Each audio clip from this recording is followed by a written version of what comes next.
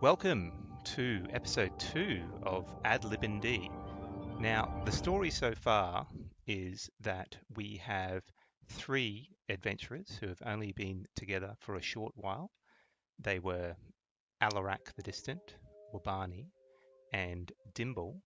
They have been sent on a quest by a Cordwind Brown, a gnome of some importance who has misplaced some clothes that have been happy enough to teleport into other locations. They've managed to track down 2 of these items, the leather armor, which was found in the sewers amongst rats and some sort of strange malformed gelatinous cube, and the gloves, which were retrieved from a young girl who managed to score a big prize from handing the gloves over, which involves a level of gold and a and a large amount of time to stay within the Dodgy Brothers building. So the session will start as you head back towards your shop. You find that your most recent tenant has already moved in. How she got into the building is best left unsaid.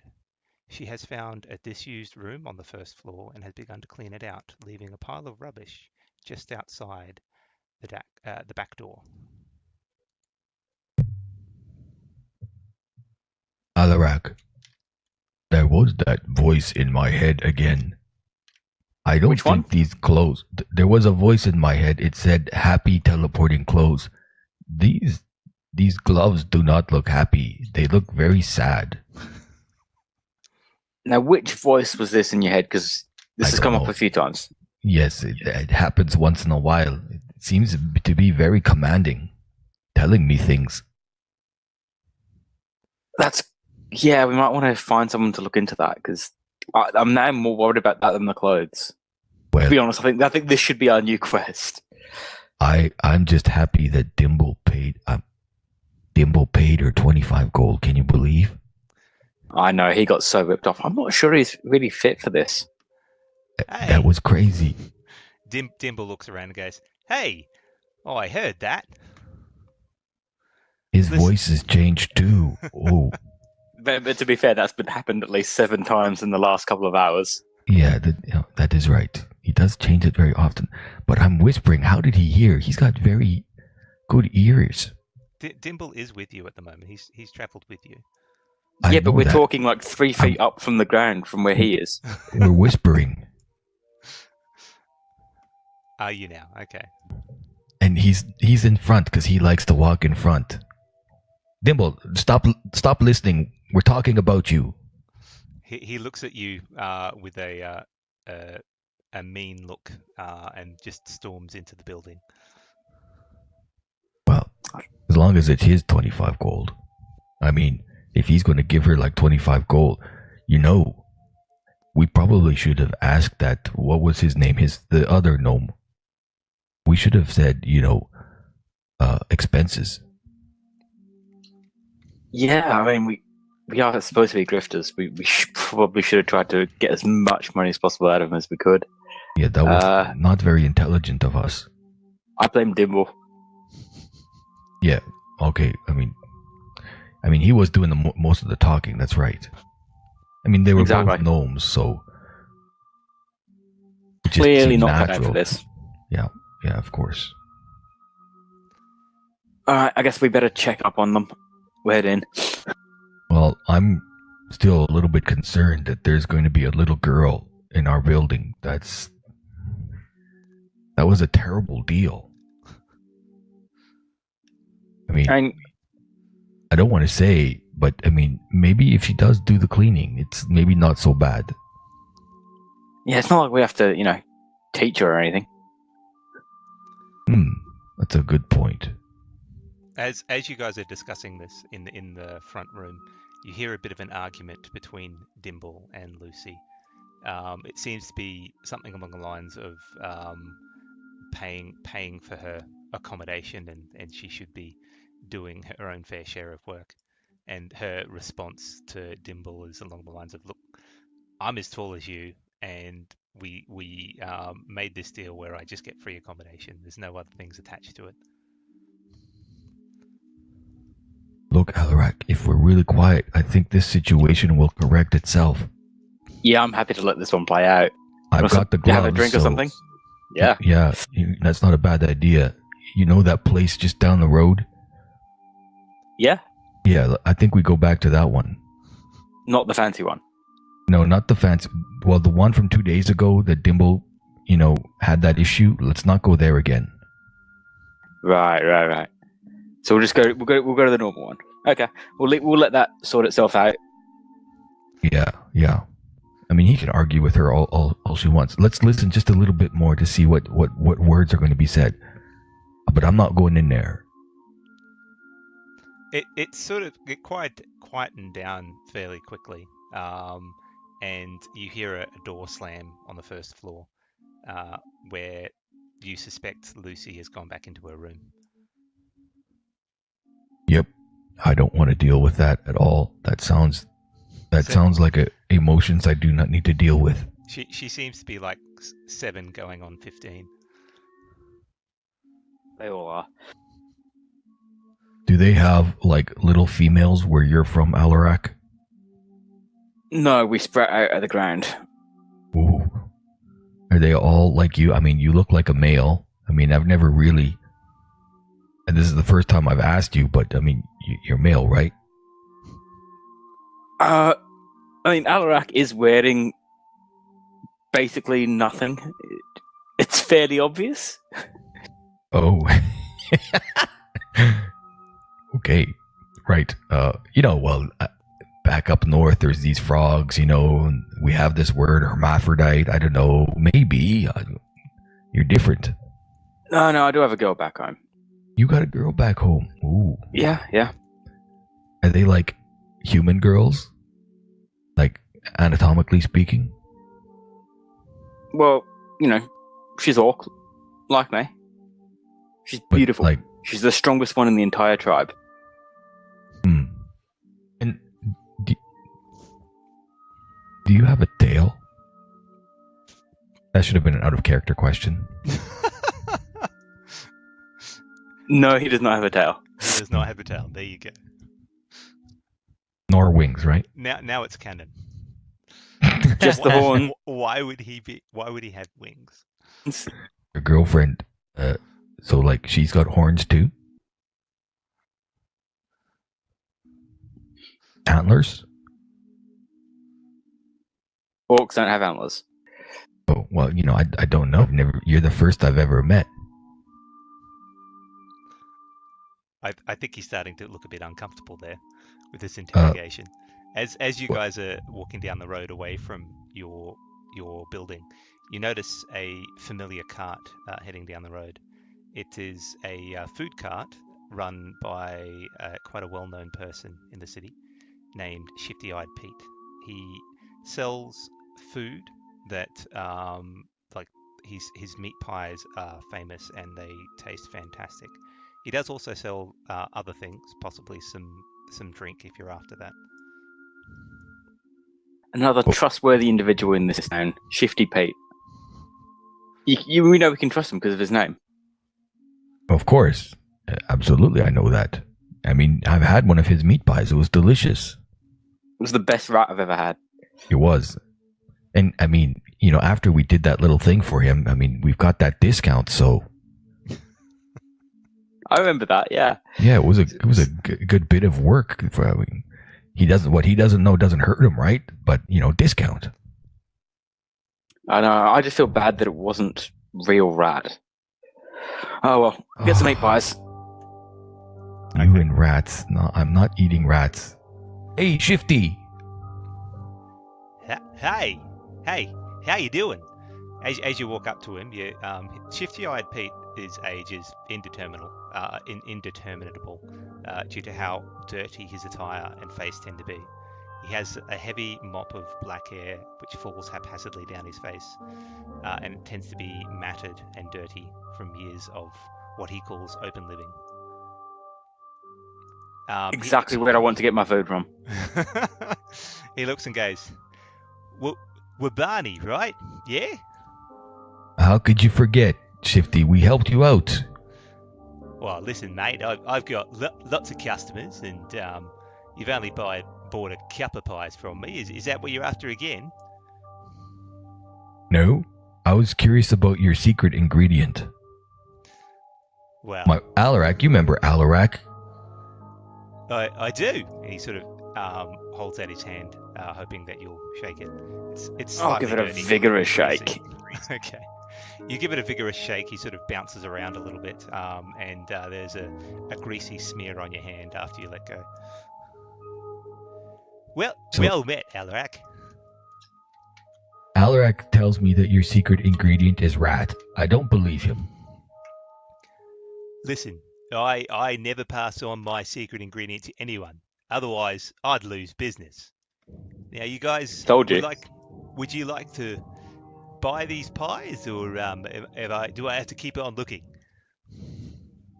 Does Shifty Eye Pete, do I ever observe him kind of like putting his hands underneath his armpits and then smelling his fingers? Not at this point, no. You haven't seen that before. No, he sort of avoided the question as to what the secret ingredient was the moment he said it was rat. Can I roll an insight check on this? Sure. That is an 18. Okay. He's hard to read. He is someone who the truth is something that he definitely has an ability to bend for his purposes. So you're not quite sure. You're pretty sure it's not the whole truth, but you don't know where that leads. Great, I'll have 3 pies then. And don't forget, Shifty, discount, because you never would have gotten back that thing if we hadn't helped you out of that spot. He looks at Wabani and goes, I know. Only 3 coppers each. All right, I'll hand that over very happily. And, so what's the story? Wabani, you having any? Well, I think I might have a leaf later on. Suit yourself, man. So what brings you over to our neck of the woods? I haven't seen you here in a long time. Well, the shop out at Hawker's Circle has been a bit slow lately, so I've thought I'd take my food on a bit of a more mobile nature. It's paying off at the moment. Oh, well, that's good. Mobile kiosk. Mobile meat pie. Very good. Happy for you. Yeah, how was the business today? Yeah, not bad. I think I sold about 15 or so in the last half hour. Oh, good. I don't suppose you got any ale in your cart.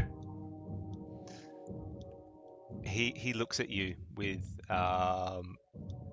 his one shifty eye shifting a little bit. Can you roll a persuasion check? No. You can't. Yes, I can. That there is a big 10. A big 10. Goes, oh. Well, I've got some stuff which, I'm only a food cart, but I might have something that can quench your thirst. But it's going to be a little bit more rich than these wonderful pies, if you know what I mean. Not really, as long as it's not rubbing alcohol. Oh, no, only the best for you, Wabani. And he sort of, so go on. It's still 3 coppers, right? Well, not for this, no, this is the good stuff. This is the good stuff. You're looking at 2 silver apiece for this. I get the whole bottle for 2 silver? No, a nice mug of a delicious ale. That's like that. You see how big Alarak is. His mug is like 1 liter, so like a 1 liter mug. It's a pint. You know how big. I'll take a 6-pack. Just grab a 6-pack. All right. Give me one of them. It's fine. I'll take it. Okay. He sort of There's your 2 silver. heads down. He takes the money, and takes the 1 gold from Alarak. So that'll be 6, 1 for Wabani and 1 for Alarak. He sort of digs through, searching within his cart, and you hear a little clinkle of bottles. And he pulls out some nondescript brown bottles, and there's certainly something inside that foams a little bit. And he hands over and goes, "You will not be disappointed. This has my secret ingredient in it as well. It is fantastic." And then he pockets the money in a pocket that you weren't expecting on his person. I'm going to look him straight in the eyes just to be sure. I need to be comfortable. Ooh, 24 on insight. What are you looking for exactly? I'm looking him dead straight in the eyes to see if he flinches or anything like that, because I want to be sure as I'm drinking this down. I know what Shifty wanted us to do. I remember very well. So I'm just having a bit of a care that he's not trying to pull one over on good old Wabani. No, he's happy to pass on his special brew to. I swill it down. It is an interesting taste. It is not unpleasant. It's quite a nice ale, but it's not what you were expecting. It's probably a little bit smoother than most of the ale you taste in. Oh, that's smooth, Shifty. That's really smooth. Oh yeah, I like that. And it's sort of a small grin spreads across his face, and he nods, and then starts picking up his cart to head out. Well, maybe I'll see you guys later, hey? Hey, before you go, what's new? What's new around the neck of the woods? Well, you could have some information, but honestly, this information is not free, if you know what I mean. I don't know what I mean, but look, well, what do you think, Alarak? I was going to ask him about Cordwin, but seems like he might have something interesting to say. Well, I mean, if he doesn't want our future business, he doesn't have to tell us. I mean, I just paid him 2 silvers for that drink. It was really exactly. good, though. I just paid a gold. We're loyal customers here. You should be giving us this information. I'm saying this loudly so he can hear. I'm not willing to part with my gold for You gave more. him a full gold piece. He said 3 coppers per pie. How many did you only ate 3? I bought a 6-pack. You bought a 6-pack? Holy shit. Look at the size of me. You can make a persuasion check to try and convince him. All right, here we go. You try. I'll wait. We're tag teaming. Let's try together. That is a 17. So he looks at you, sort of scratches his head a little bit, and his hair sort of sticks up where he scratched it, and goes, "Well, since you've been such wonderful customers here, listen. What I've been hearing on the grapevine is a few brigands running north of here. They've been causing a bit of nuisance for the caravans and such. I'd be careful if I was heading north. That's about the most useful information I've heard at the moment." Good to know. Thanks. It's probably important you keep your loyal customers safe. Thanks for that. Before you go, Shifty, what do you call that drink, anyways? Shifty surprise. What do you think?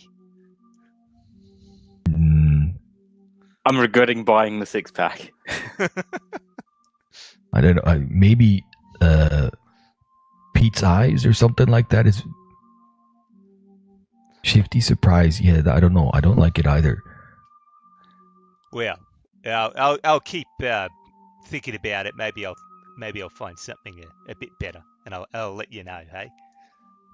Sure thing. Catch you on the Cheers. Catch you on the slip. He sort of starts setting out. Can I get that compass I had out from last time? We've still got one more of those things to find.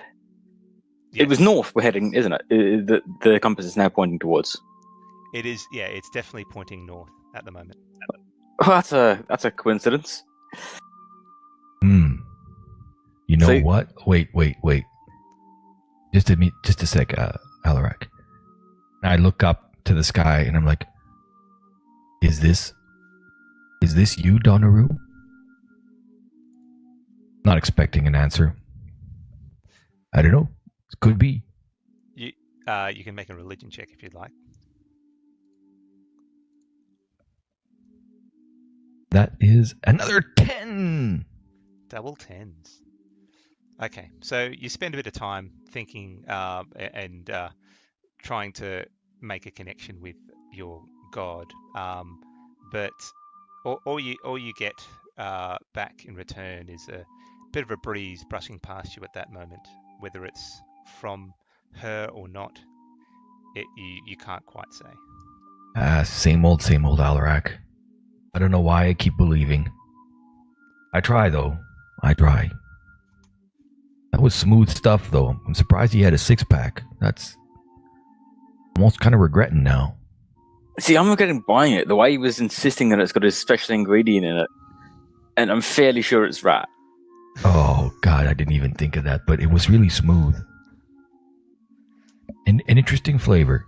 I don't know. I sure hope it doesn't, like, melt your horns off or something. Maybe it's just good for humans.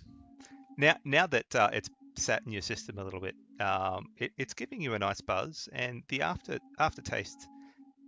Can I get you to make a nature check? Oh, God. I hope this isn't going to give me gas. 10! So the aftertaste tastes a little bit like almonds, you think? Oh, how about that? Do I actually know what almonds are?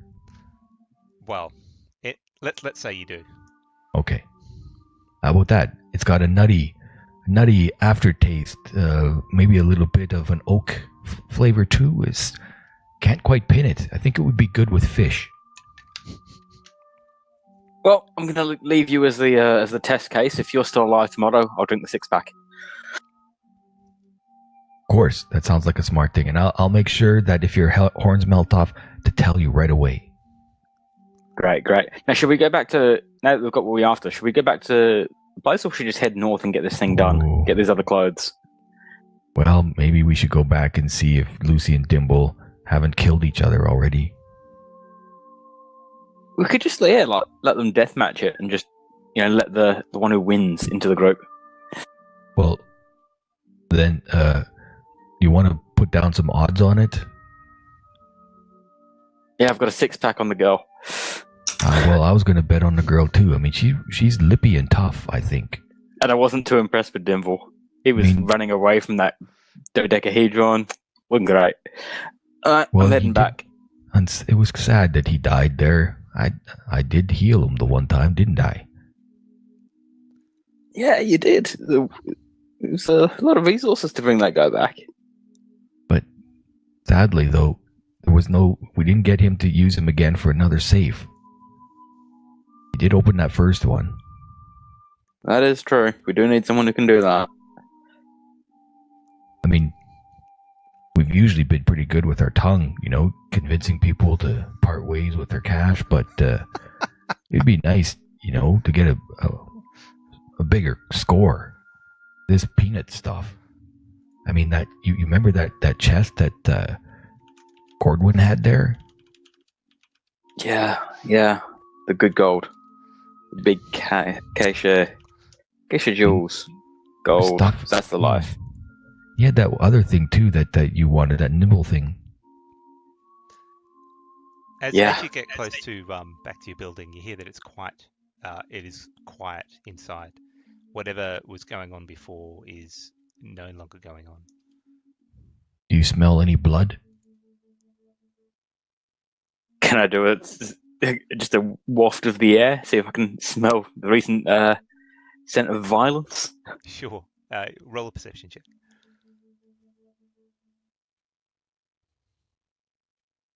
That is a 13.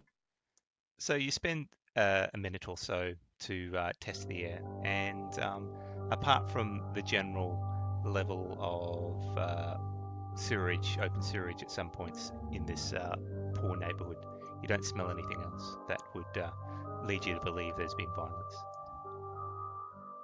Well, Well, I'm smelling the sewage. I thought we were back in our building. I didn't want to smell the sewage. It is in the. It's only a faint smell, and it could be actually on your clothes from what you can tell. That's true. Oh yeah. I did forget about that. All right, I'm going to call out to Dimble. All right, Dimble, Wait. we're heading out again. Shit. If he comes, I'm just going to bed. I'm not about ready to deal with emotions. You don't hear anything in response. I'll call out again. Dimble? Luci? So certainly there's silence. Yeah, are you guys just outside the front door? I thought we were in like the main living Reception area. Oh, okay. Yeah. So calling out to Dimble, you don't see him, you don't hear him, he doesn't respond. Did you say you called out to Luci as well? Yep, I called Luci. So you hear from upstairs, you hear Luci go, "Yeah." Did you kill Dimble? No. Well, did you guys have a fight?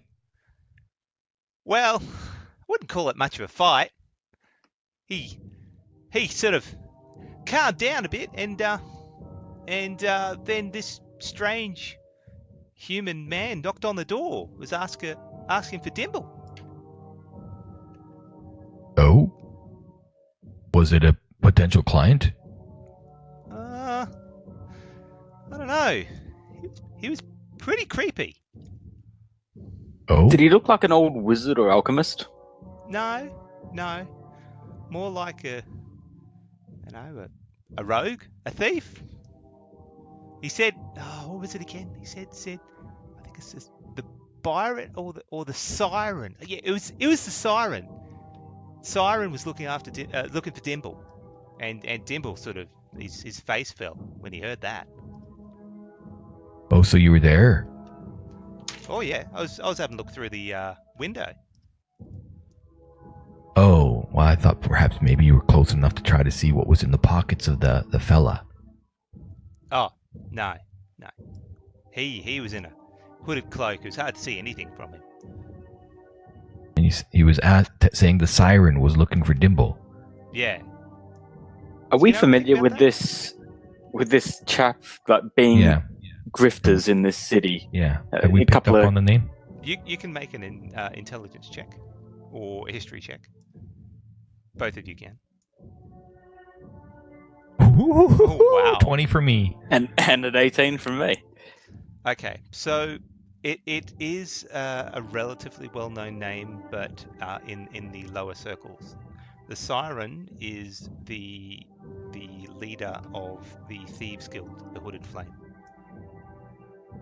So she works in this area. The head, from what you believe, the headquarters of the Hooded Flame is in Modaño.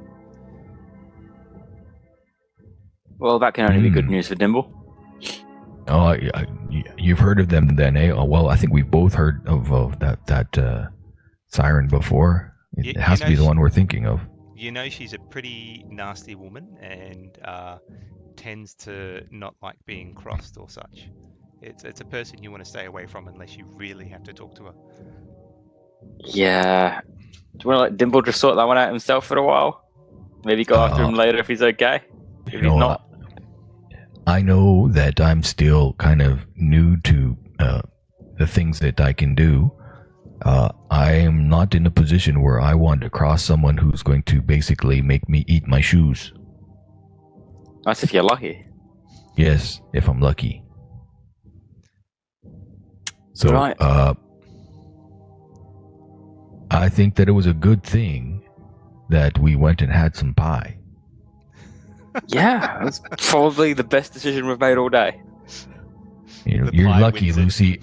I think that if you were, good thing that you were stealthy enough to keep your head under there. If Siren is some nasty business, I think you were really lucky, in fact, that you were at our place when this happened, because our house saved you, and therefore you should give us 20 gold. She rolls her eyes and heads back upstairs. I tried, Alaric. Yeah, I mean, it wasn't the best try I've ever seen, I'll be honest. Well, you know, Guy's got to try, right? Well, she doesn't look like she needs healing. Carnations. We'll get our Anyways, gold to back. hell We'll with get our it. gold back. Yeah. I need to Right. get a sleep. I'm tired. That special is making my tummy stir. In a good way. In a I'm good sure. way. I'm sure. So you don't want to head out now?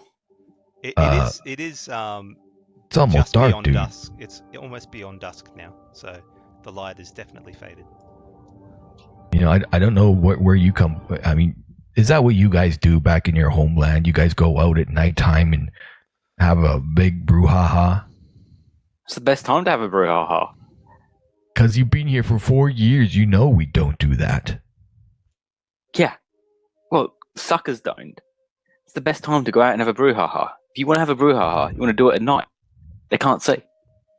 Well, I would feel a little bit more comfortable having my spells back. So I need a little bit of shut eye. Fine, you and your spells. So I head to my very luxurious room with a silken soft down bed. As you walk towards your room, you walk past Lucy's room, and you notice there's a sign on there that says "Do not enter." What the hell? She knows how to write? Little rapscallion. And there's not nothing in the way of noise coming from her room at the moment. Okay, so you guys have a long rest, and next morning, bright and early, you start to head out towards the north. Is that correct? Along the northern road? Yeah, definitely planning to head out that way. So was there a long rest button? I'm not saying it. I don't think I spent anything though. There you go. Yeah, I'm doing a long rest now. It's controlled by the Fantastic. DM. Okay. So we're not crossing the river though. We're just going to go through the northeastern gates. That's correct. Yeah, the northeastern gate is where you'll head through. Yeah. So as you walk towards the gate, you catch sight of it's a bit of early morning traffic. You made a good start. A few people heading out from one of the inns nearby, and there's a bit of morning traffic heading towards the central part of Modaño. One of the guards catches sight of you two, and sort of flags you over to talk to you. Do you want to? Shit. When he's waving his Dan, you know, to attract attention. All right, give him a nod. What does he want? Hey, you guys aren't going north, are you? No. Of course not. Well, I mean, if you do go north, it's probably not a good thing to do. There's a few brigands up there, I've heard, taking people and killing them off and taking anything they've got on them. It's probably not wise to go up there at the moment before the garrison goes up and has a look-see. You know what? Actually, we're solution architects. How much to solve this problem for you? You don't want to go out there with it, do you? Look, Risk yourselves? I don't have any money to hand over to you two. If you want to try and garner a job, maybe you can talk to the garrison. But in my eyes, I'm just here to warn you. And the garrison is where? Garrison? Well, it's near the southwestern gate. Oh, May as well. I've got this feeling we're going to have to do it anyway. May as well get paid for it. Oh, but it's on the southwest. That's a hell of a walk. That's at least a hour and a half. Well, I didn't have breakfast, and I'm not eating rat on the way, so I might as well stop and grab something to eat on. Go see if we can make some cash out of this. Maybe they'll give us a pony. And that's not to eat, Alarak. No, of course not. Right. Okay, so you guys head back? Yep. Grab something to munch on. Okay, so you turn around, head back, and find some food in the Hawker's Circle area, which is near the garrison. You notice Pete, shifty-eyed Pete's at his stall this early in the morning, hawking his pies. There's also another person there, Dwayne, who's running his selection of food, Dwayne's Delicacies. So yes, that's the Hawker's Circle there. Oh, okay. I just wanted to be sure. I'm looking at the Modaño map, and I drew a circle on where it sounded like maybe it might be. Okay, cool. And I looking at that, are there any good trees? Because I figure I imagine that I'm golden childish, just eat a leaf. No, I'm kidding. I'm just kidding. No. I am find some lettuce. You guys know the Golden Child, right? The Eddie Murphy movie from 8. Oh my lord! All right, lost reference. Never mind then. I will pick up whatever. Okay, so shifty-eyed Pete normally sells mainly meat pies and the equivalent. Dwayne does branch out a little bit into some decent vegetarian fare and such.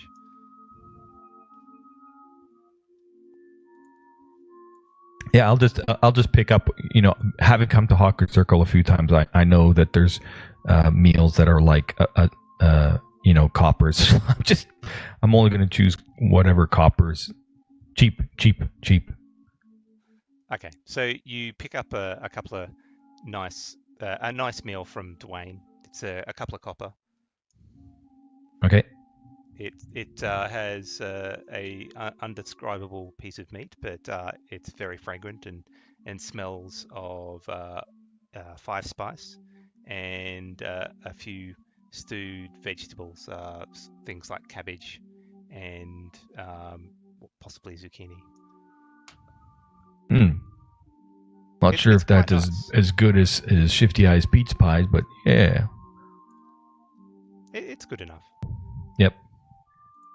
That'll hold me over until we get wherever we're going to go. Are you getting anything, Alarak, or are you good?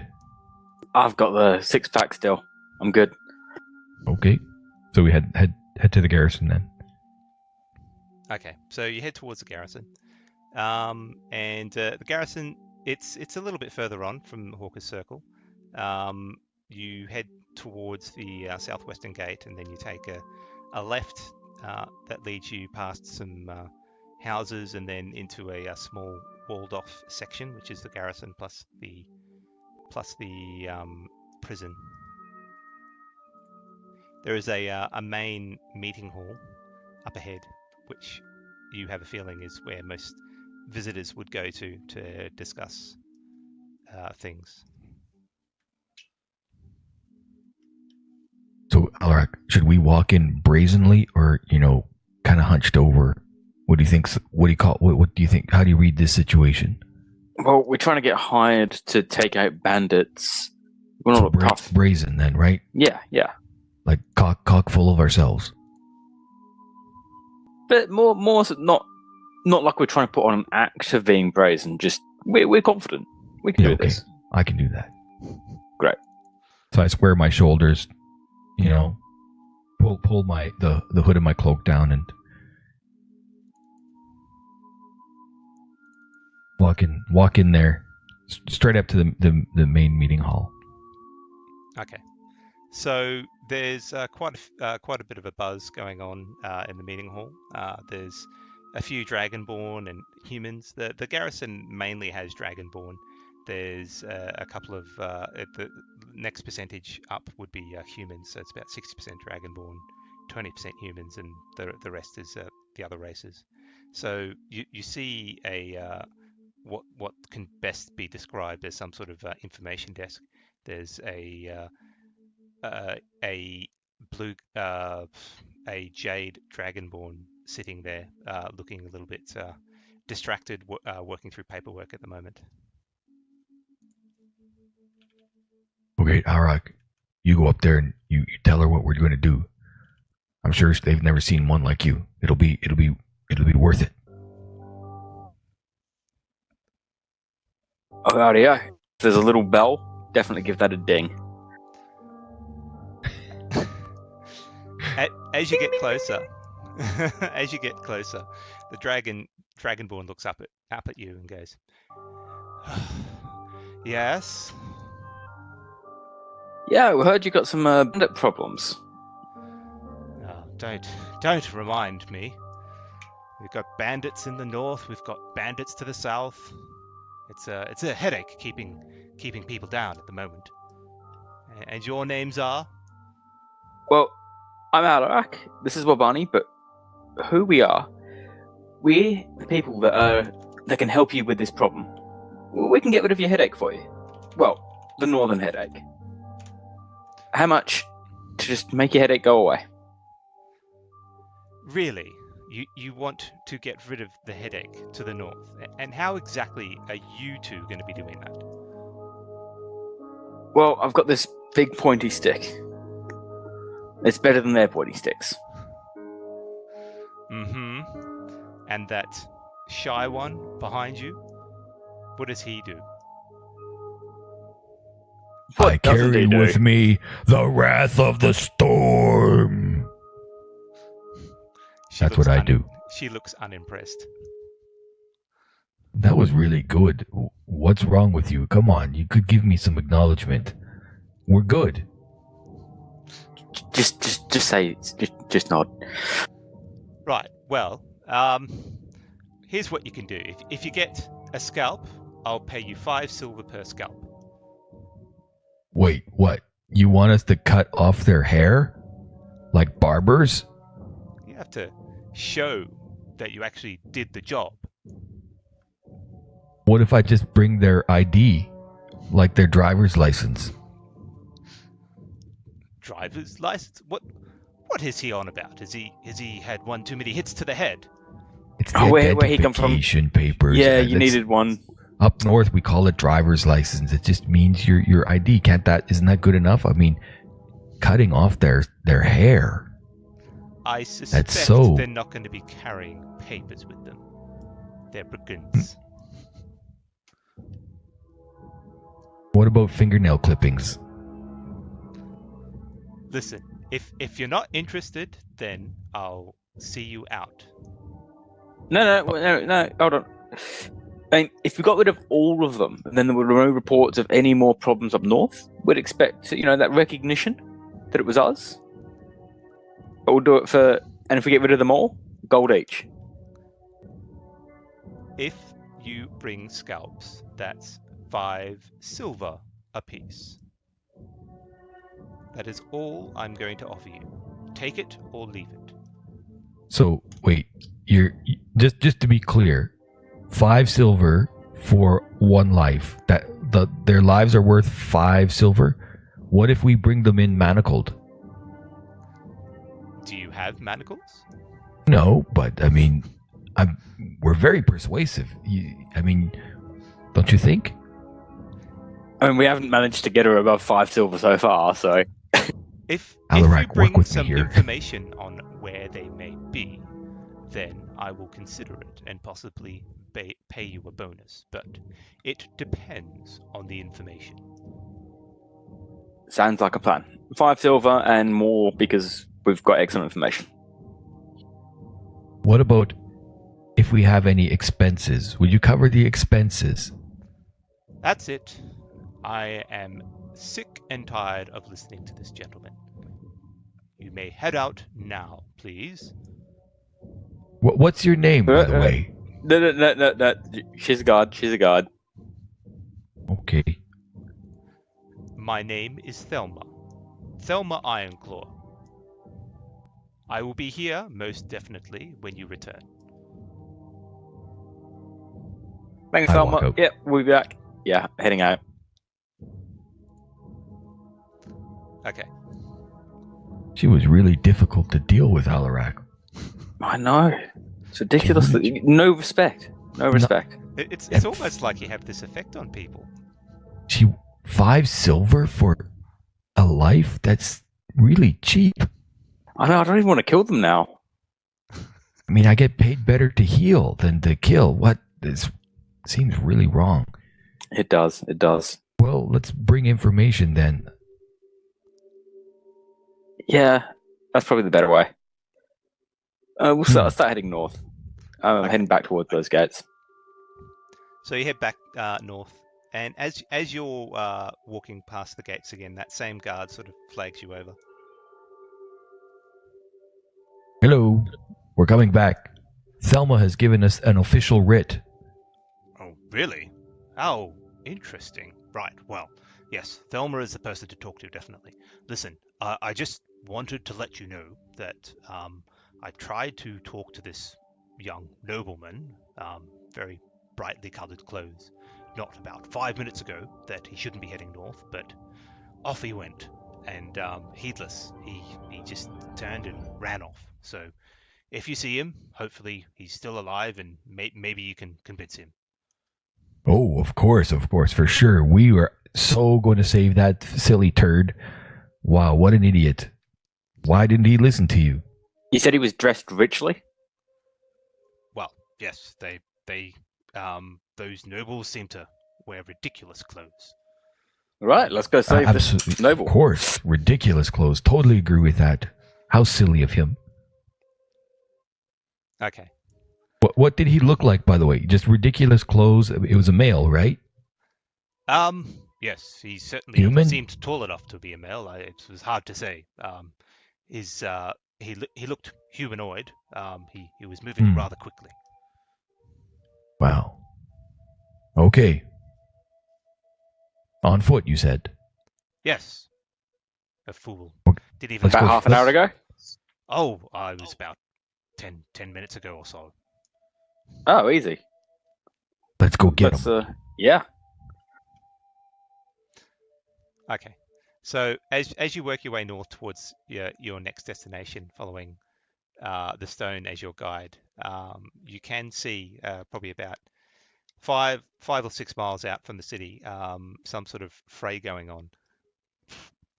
It looks like a human noble traveller dressed in bright colours that seem decidedly over the top has been set upon by a group of brigands. He has a lute slung over his shoulder and currently seems to be keeping them at bay with a rapier. He looks a little injured, heavily outnumbered, and starting to tire under the onslaught.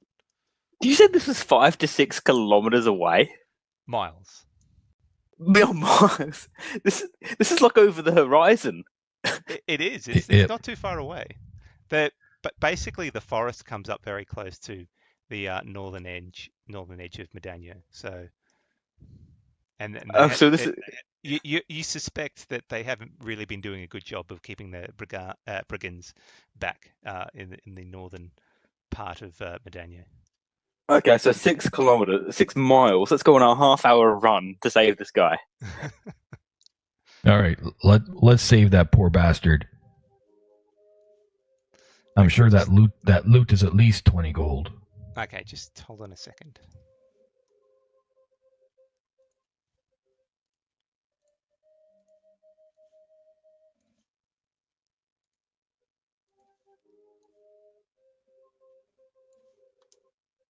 Music.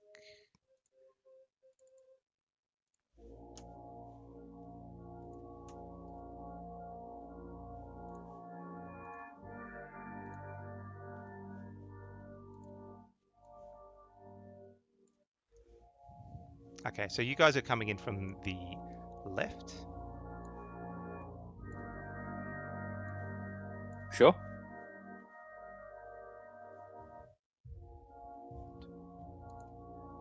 And you can see there's this one noble traveller who's being attacked by 2 people at the moment. And he's slightly injured. So, Okay. can I get everyone to roll initiative, please? I mean, he's done well to last the half hour.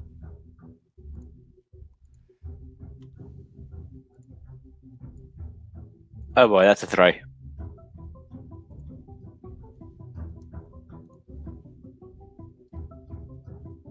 Okay.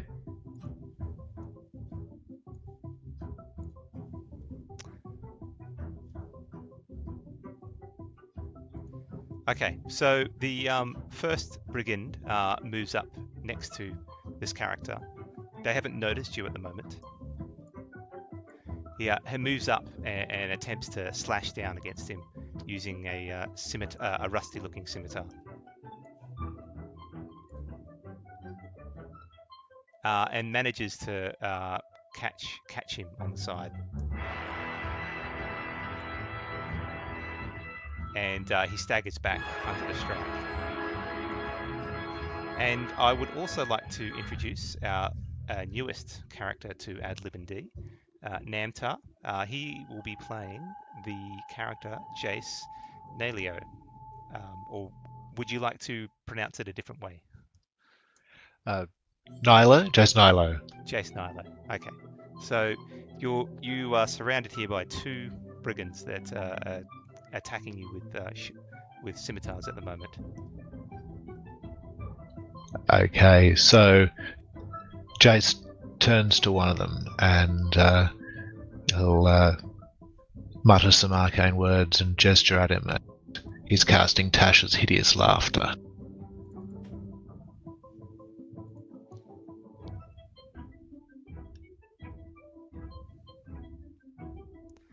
And as you cast the spell, it starts to take hold, and this brigand starts to laugh uncontrollably. It starts from the chest and sort of erupts out of his mouth as he collapses to the ground. You can't tell what the joke was, but it has knocked him on his ass. Are you doing anything else? Jace turns to the other brigand and levels his rapier at him and says, "Do your worst, fiend."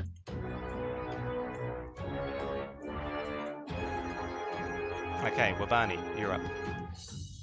I should point out before we do that that the brigand attacked and hit Jace with a 14 and rolled 6 damage, and the saving throw was a failure. But anyway, sorry, go on.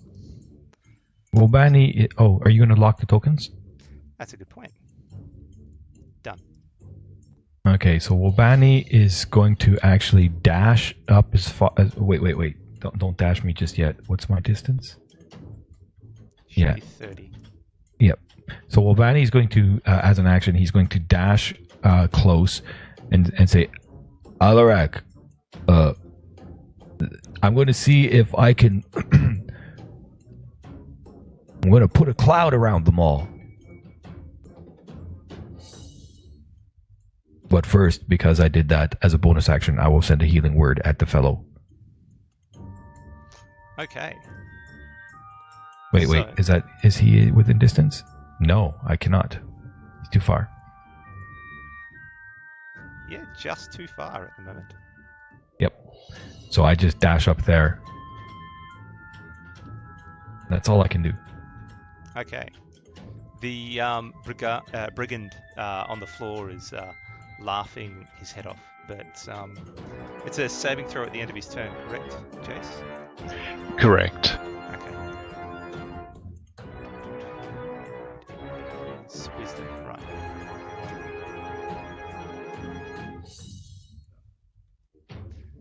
It's this joke, whatever you've told him, is keeping him enraptured, and he doesn't break free from whatever joke that you've passed on, and he is just rolling around in hysterics. Alrak.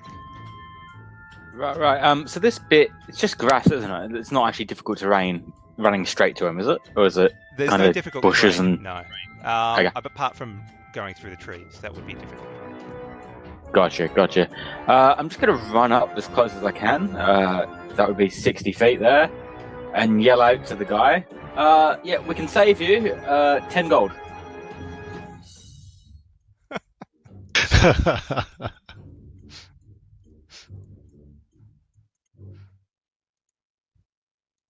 And that's my turn, yeah. That's all I can do.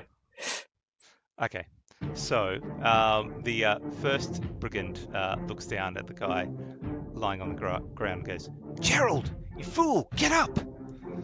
And then he turns to see the other people entering. He says, "We've got to get out of here. There's reinforcements, it seems." And he takes a disengage action and attempts to walk into the forest.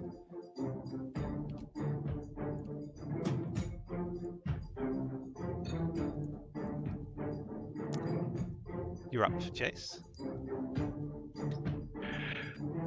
Okay, so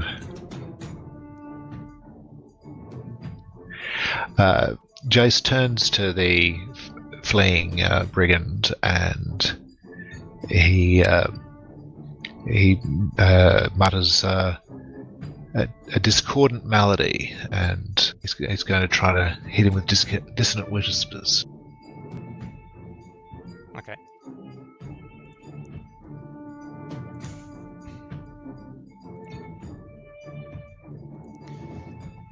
The horrible...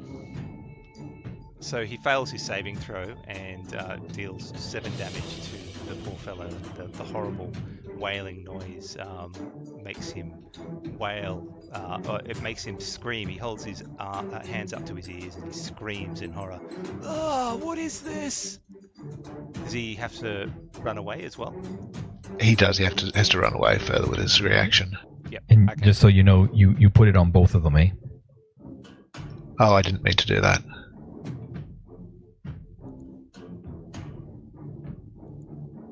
That's okay. Deleted.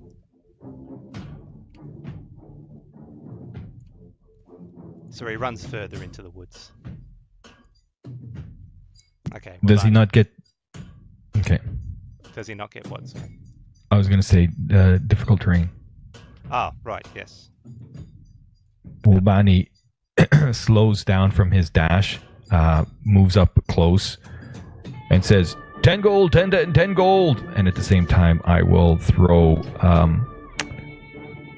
I will send a toll of the dead at the guy who's laying down on the ground. Okay. So that... I will drop that on him. Sorry, just with Jason's just a quick move action to give chase to the fleeing brigand. Okay.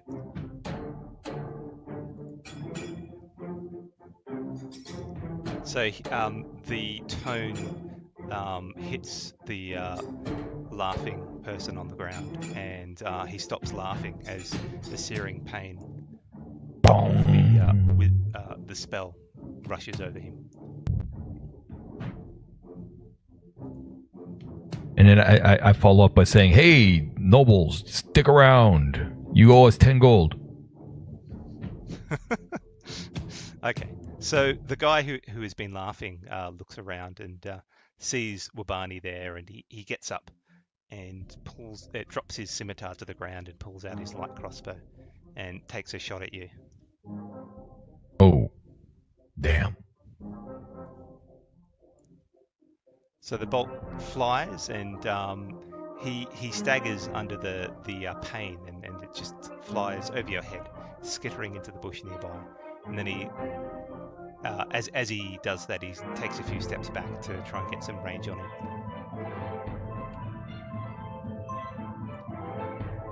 So he moves back to there.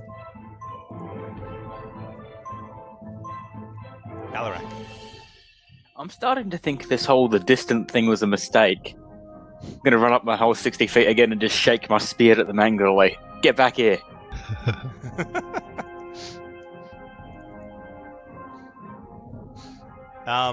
Turning around, he sees Jace following him, and thinks about it and goes, "Gerald, this is foolishness. We must get away."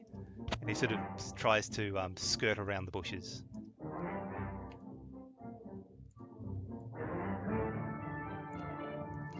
So he's still running around. Okay, so Jace is going to throw a dart at the fleeing brigand. Is that any cover I have to worry about? Yeah, he's probably about -2 cover there at the moment.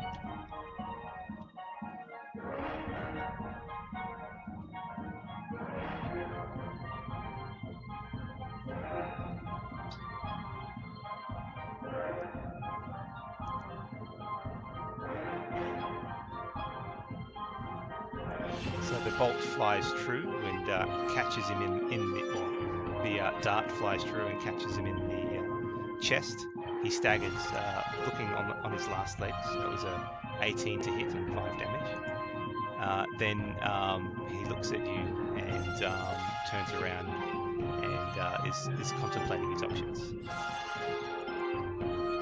Wabani. I want to continue the chase. Can I? Is this difficult terrain? It is, yeah.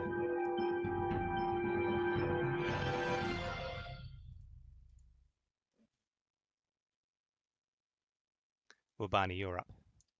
Okay, so this bit here, these are like shrubbery in this area here along this bit? Yeah, so that'll be difficult terrain. So there's the green grass and then there's a slightly darker shrubbery that'll be difficult terrain. So I'm going to move there so that I'm going to try to get a bit of cover behind the shrubbery, and I'm going to send another toll of the dead at this fella. Okay. Fails your saving throw. Boom. D12 this time. Yep. And this time the sonic boom sort of shudders through his system, and he collapses to the ground.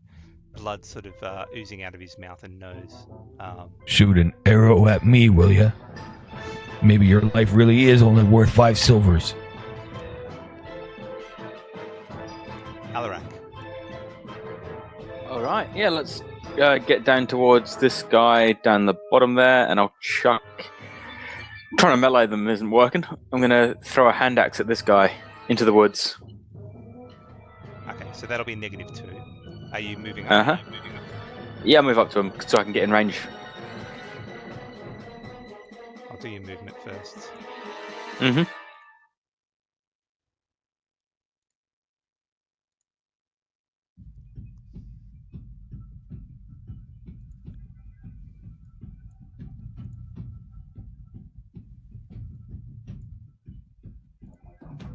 Sorry, I'm not seeing the movement there. It's just to... Doesn't like... Yeah, I'm moving it. Are you? Yeah. Is anyone Definitely. seeing this? Nope. Nope. Left click and drag. Left click and drag, and then let go when you finish. Yeah, I've let go. Okay. I've got the line pointing down to where I'm trying to get to. It's... Oh, it just lagged. Okay, do it again. Right. I saw it for a brief second. Oh, yeah, I just seen it too. And it disappeared again. Sorry, do it again.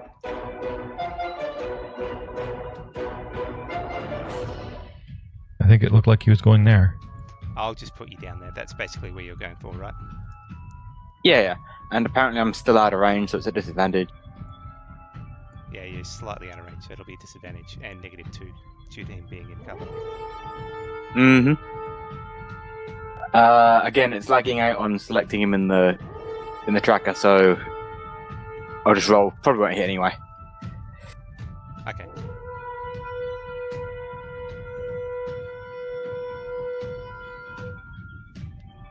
And unfortunately, the dice aren't showing up. The joys of internet. Yeah. Yes. There we go. There we go. Okay. Would so, an 11 hit? 11. Let me have a look. I don't think so. No. 11 sort of glances off his armor and drops, and the axe drops to the ground. Okay. I'll move you up. Okay. So that's your turn done? That is my turn. Okay, so the brigand pulls out his crossbow and aims down its sights to take another shot at Jace, who seems to be keen on following him.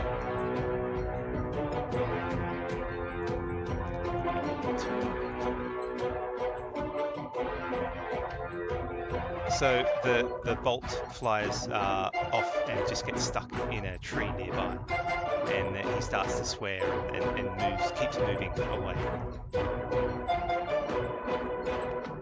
I think you need to lower the volume on the combat music. It's really loud. Is it? Okay.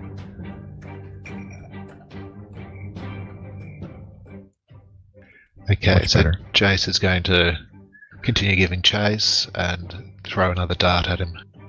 Okay.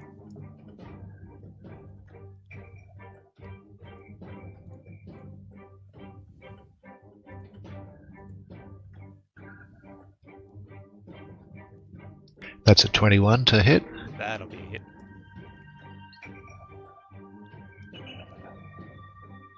And you want to describe his demise with your dart?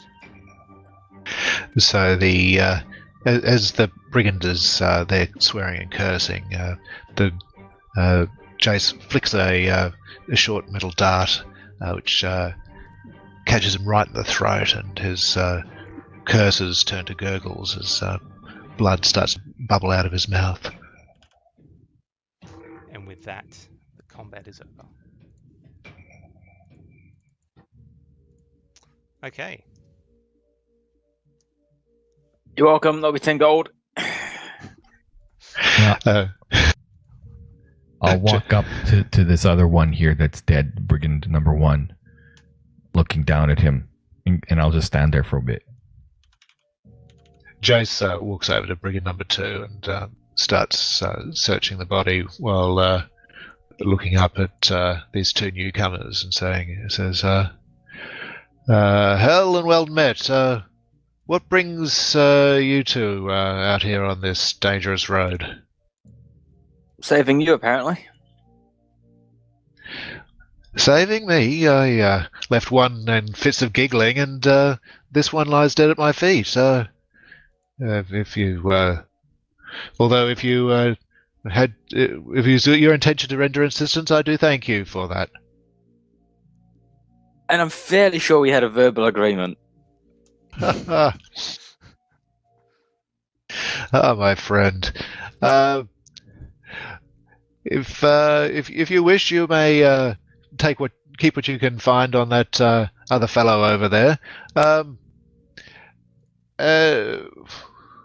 But as for what happens next, if we're travelling in the same direction, I wouldn't object to some company, strength in numbers and all that. I don't think we're getting our 10 gold out of this guy, Wabani. Bonnie still is standing over the corpse of the other one, very quiet. He doesn't answer. I don't answer. Right, so the corpse is bleeding out at your feet. Yep. My back is to the other two as I look down at the corpse in front of me. So he seems to be ignoring you, Alarak. Yeah, What do I got that. What do I find on the brigand? Okay, you find on the brigand, the one you have, about 6 copper and a light crossbow with a crossbow case and some crossbow bolts. Okay, I take all that and start checking over the crossbow to make sure it's in good working order, and I look up at Alarak and say, "So, my good man, so what you are? Where are you headed?" We were sent to come save you. We were heading north. Speaking of which, we also were sent to collect these guys. I'm going to get my hand axe and, start collecting our bounty. Right in front of him, on that brigand. All right. Is Wabani still staring at the other one at your feet? Yep, still staring back to the other people. I haven't moved.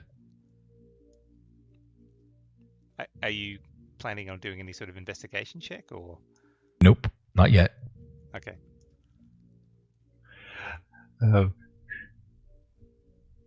Jace is looking around and he says, "Say, is your friend over there quite all right? He seems a little disturbed. Is this his first battle?" No, it wouldn't be his first. Oh, Wabani, remember, it's 5 silver. Go on, get to work. And I still have not moved. The words seem kind of wash over me. And very quietly, you hear, "That's the first."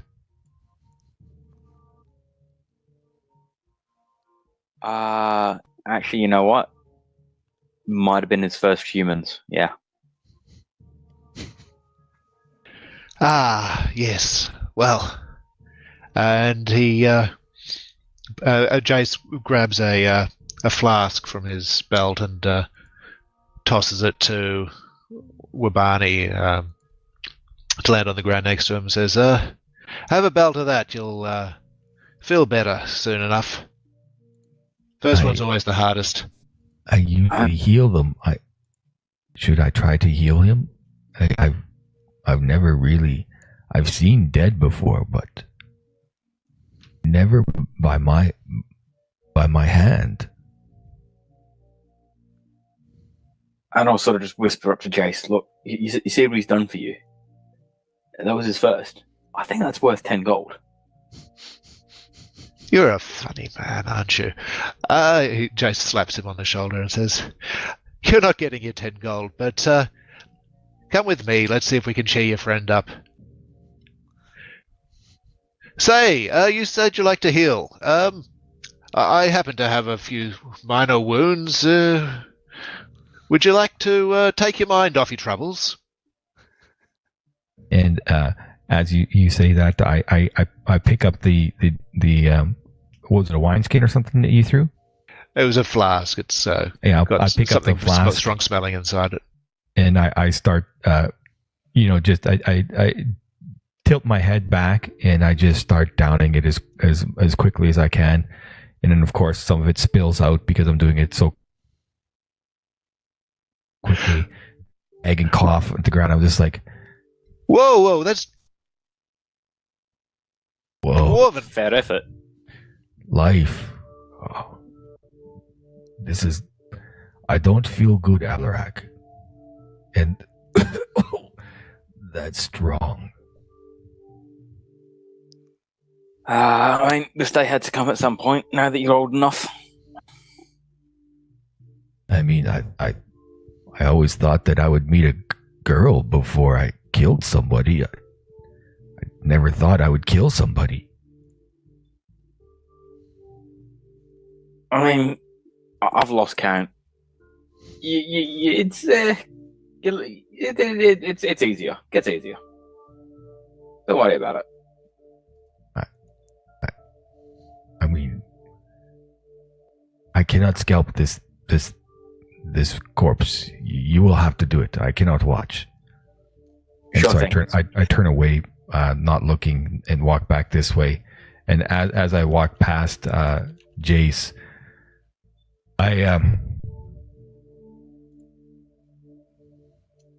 I'll give him a quick look, and I have like my healer's kit is kind of just like part of my belt. It's like mounted on my belt, and very nonchalantly, with his wound, I just kind of quickly throw a bandage on him. My hand is so expert and so quick. Okay, so you're using a healer's kit on him to heal. Yep. Him. Is it Yep. 1d6 plus your wisdom? 4. Plus 4? 1d6 plus 4. And you'll also roll your healing surge as well. Namta. Okay. Unfortunately, it's wasted. Yeah, it's completely wasted, but I thank So- you. That was very kind of you.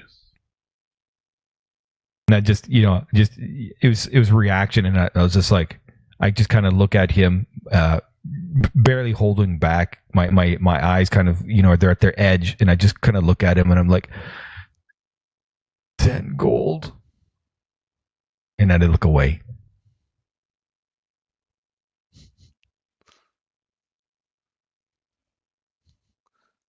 Wow.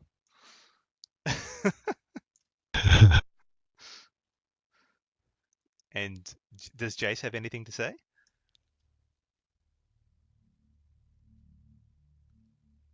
Ooh, I got him good. You there, Namta? Oh, sorry. Sorry, still not used to my character name. Yes. Uh, Jace just gives him an awkward pat and says, "There." I mean, really, I wasn't planning to kill. To be honest, we were hoping to find you and rob you. Damn. This has not been a good day. Jace takes 2 quick steps back and says, "Yes, well, no need for any of that robbery now, though, is there?" His hand slips to his rapier. I don't feel like it right now. There's a good chap. Yes, well, let's carry on down this road, and you can rob me later if you're still feeling like it, hey? And Jace starts playing a tune on his lute. Starts off slow and sad, but over time it picks up the rhythm and becomes a happier tune. Okay. How good is he at playing it? You can roll a performance check.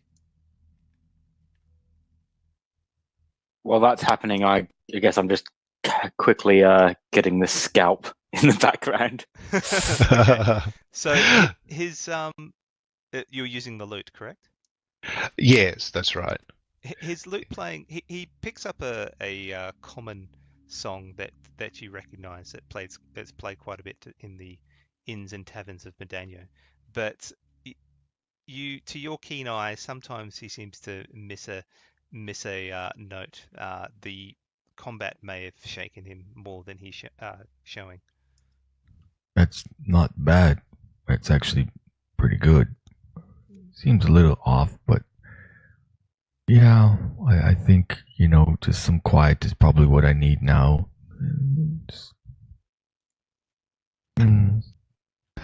Joe stops playing and says, well, the adrenaline, you see, it makes the hands a little shaky, even the more practiced hands.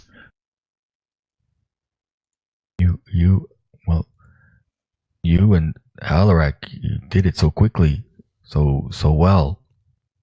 I guess, I know Alarak has said many times, but I guess I never really believed him. Yes, well, speaking of many times, I have heard that there are many bandits around here, and yes, there were these too. But unless we want to get some more practice in, perhaps we should trot along and leave the philosophy for the inn later. Is his? Do you look like what your picture is, like your avatar? Like, is your hair kind of like brushed away from your ears like that? Yes, yeah. So he can see that he's half elf, and his ears aren't as peaked as your pure blood elves are, and but yeah, he's clearly a performer. While he was described to you by the guards as a noble, now that you're standing with him, you can see that his clothes are much more flamboyant than the nobles. Well, they're sort of based on the clothes that your fashionable young fops wear. These are much more flamboyant and colourful, and than those typically worn by the young nobles. Are half elves?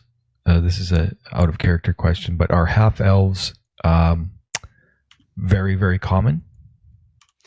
Is it something that we would have met half elves before? You certainly would have met half elves before. They're not super common, but they're probably more common than elves, than wood elves themselves. Yeah, you're like the first half elf I've really ever spoke to. You're so the way I understand things, then One of your parents was an elf, huh? Yes, that is the way we typically come about. Perhaps that when we get to the inn, I can find someone to give you some detailed instruction on the process. Yeah, just Oh a god, we're gonna have to teach distraction, him really. killing and that. Good god. I mean, he's really flamboyant. I mean, kind of sticks out like a sore thumb. I think I'm just going to nurse this drink, if you don't mind. I'll just follow along behind. Okay. I think this might be a good point to have a 5-minute break, and we'll pick it Sure up thing. at the in about 5 minutes. Thank you for listening. We'll be back fairly soon. Cool.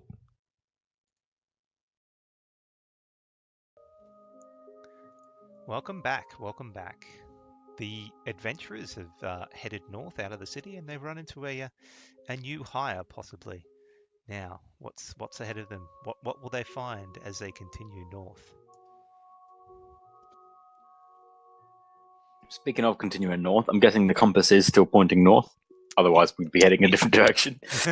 It is still pointing north, yes. It's sort of starting to wander a little bit to the east as well, but mainly north. All right. How's Wabani looking? Like his face? Does he seem to? Do you need another drink there, Wabani? Oh, I haven't stopped drinking. In fact, I'm starting to like this strong. What did you say? What was it? Spirits? It's strong dwarven spirits. I don't really know what it's called. I picked it up from some street vendor back in town. It's more. Yeah. Did he say it had a secret ingredient? I think he might have. It's more rat juice, isn't it? Damn No, it. it doesn't taste like Shifty's special. Not smooth.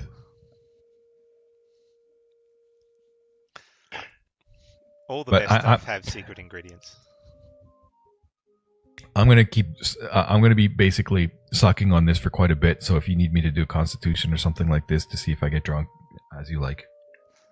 Yeah, you can roll a constitution check.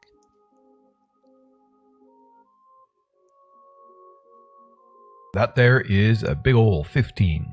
That's fine.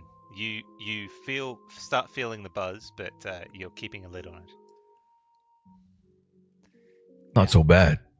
That Shifty stuff was smooth, but this stuff, I'm doing pretty good. There is one light. You've noticed Jace picked up one of the light crossbows and pilfered most of the crossbow bolts are on these two brigands, but there's still one light crossbow left over. If So- someone wants to pick that up or not. Why Nah, are it was you good. here, Jace? I needed to get out of town for a few days. Trouble involving a woman, you see. Did you make It's her always the way. pregnant? So, someone else's wife. He wasn't ever terribly happy with me, and Whoa! That's just not the done thing. That's pretty low. You guys have wives where you're from, Alarak? Of course. I mean, the way you talk, it almost sounded like, oh, we have this word. What is it called? Up north. How do you say it in common? Pull something to me? Right. I'll explain what that's all about when we get to the pub later. So, anyway, I don't have anywhere specific to be other than not Modaño. Where are you chaps off to? Not Modaño. That's right. What he said. So All right. you're running away from the city to escape? Just for a few days until things settle down a bit. Is- People is- can't stay angry forever, you know. Was she from a wealthy family?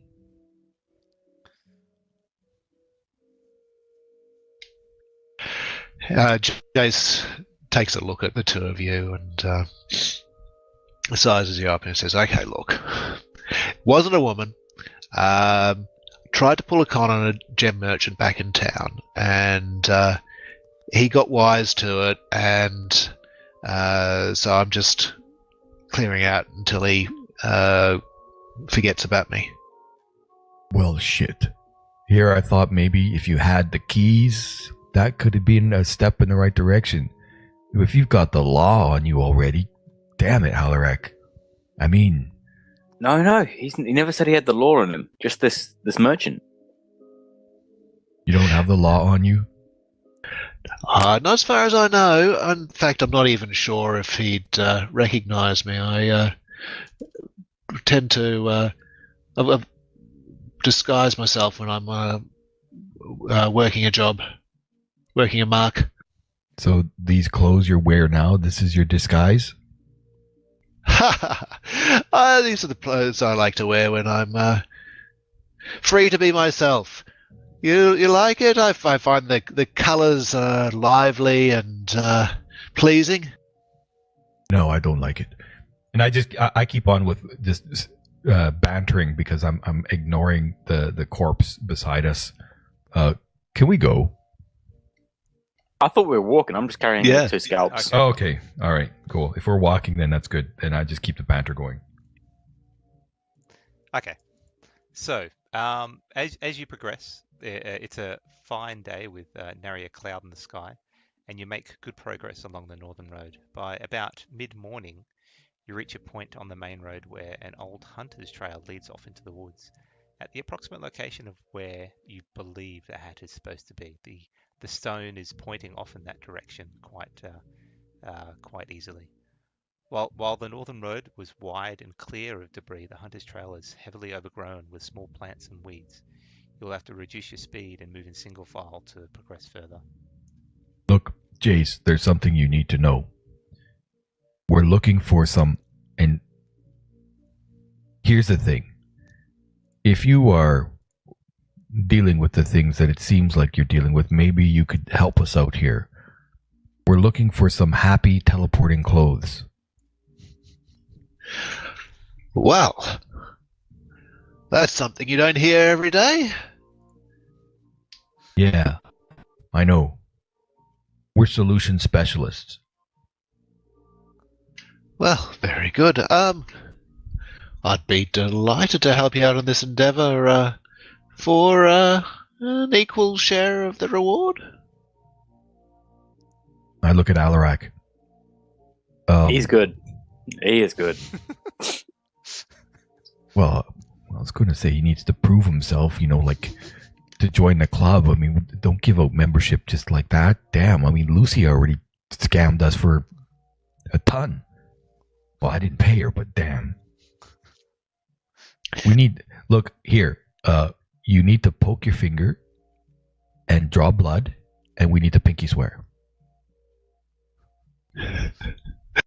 Jace just gives you a long, hard look.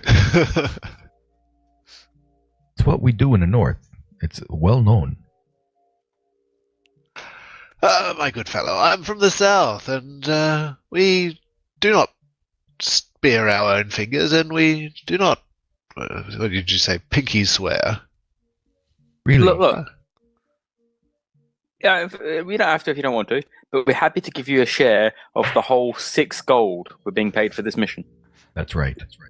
Make a deception check. I'm helping him with it though.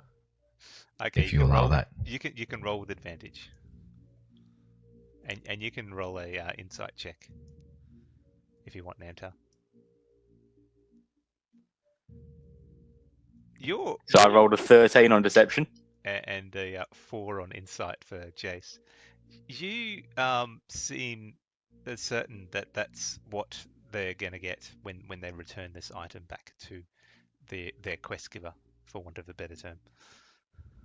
Okay, Jace looks at you both for a moment and shakes his head and says, 6 gold, you fellows really need to practice your negotiating skills. You could get so much more for your ordinary errand. Chasing down magical, happy, teleporting clothes. You should have been looking for a lot more than that. Well, I mean, if you're a good negotiator, then you can make sure that the next job we get more. Perhaps I could come with you when you go to hand in the job as well, and I could try to negotiate a better pay. Oh, we'll come to that when it happens. And you're new to him. He might not want to. New people. He might be questioning. Might look weird. No, we'll see when it comes up. Please let me help you out here. I mean, 6 gold is hardly worth the trouble. You've already got yourselves into those bandits that would have jumped you if I hadn't come along and saved you, and all this other business. I'll come with you when you do your hand in, and before we give him a thing, we'll reopen the negotiations and get you a fair price, eh? Yeah, sounds great. Yeah. If you think you can do what you say, that sounds good. But you need to be aware too that these teleporting clothes, that's not the only reason. You've seen Alarak cutting their hair. Well, apparently the garrison, they said, the more haircuts we give, the more money they will pay. It's 5 silvers. It's if you can do something garrison wise, that would be even better. I think they're pretty. I'm not happy. Let's say that. And Thelma, the dragonborn Thelma, she's mean. Right. Well, you're proposing we hunt down more of those scallywags, are you? Well, I mean, not if sure. we pass them, I'm more interested in getting this magical item thing. Yeah, but if you want to do that, I mean, go for it. I don't know how much help I will be.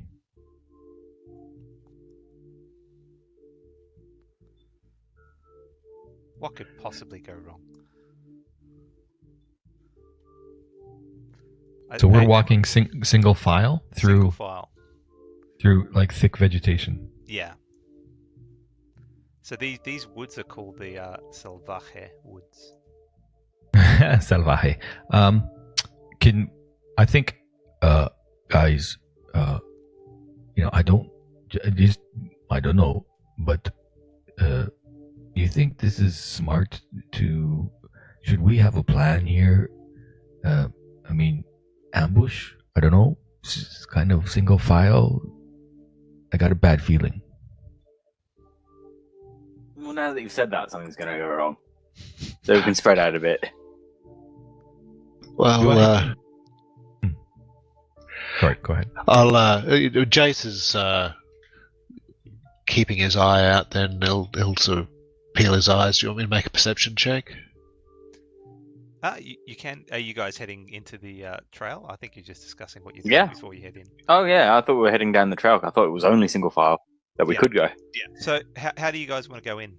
I've got a party sheet set up for you. Just let me know if that's the way you want to do it. I'm definitely in the lead. That whole distant thing wasn't working last time.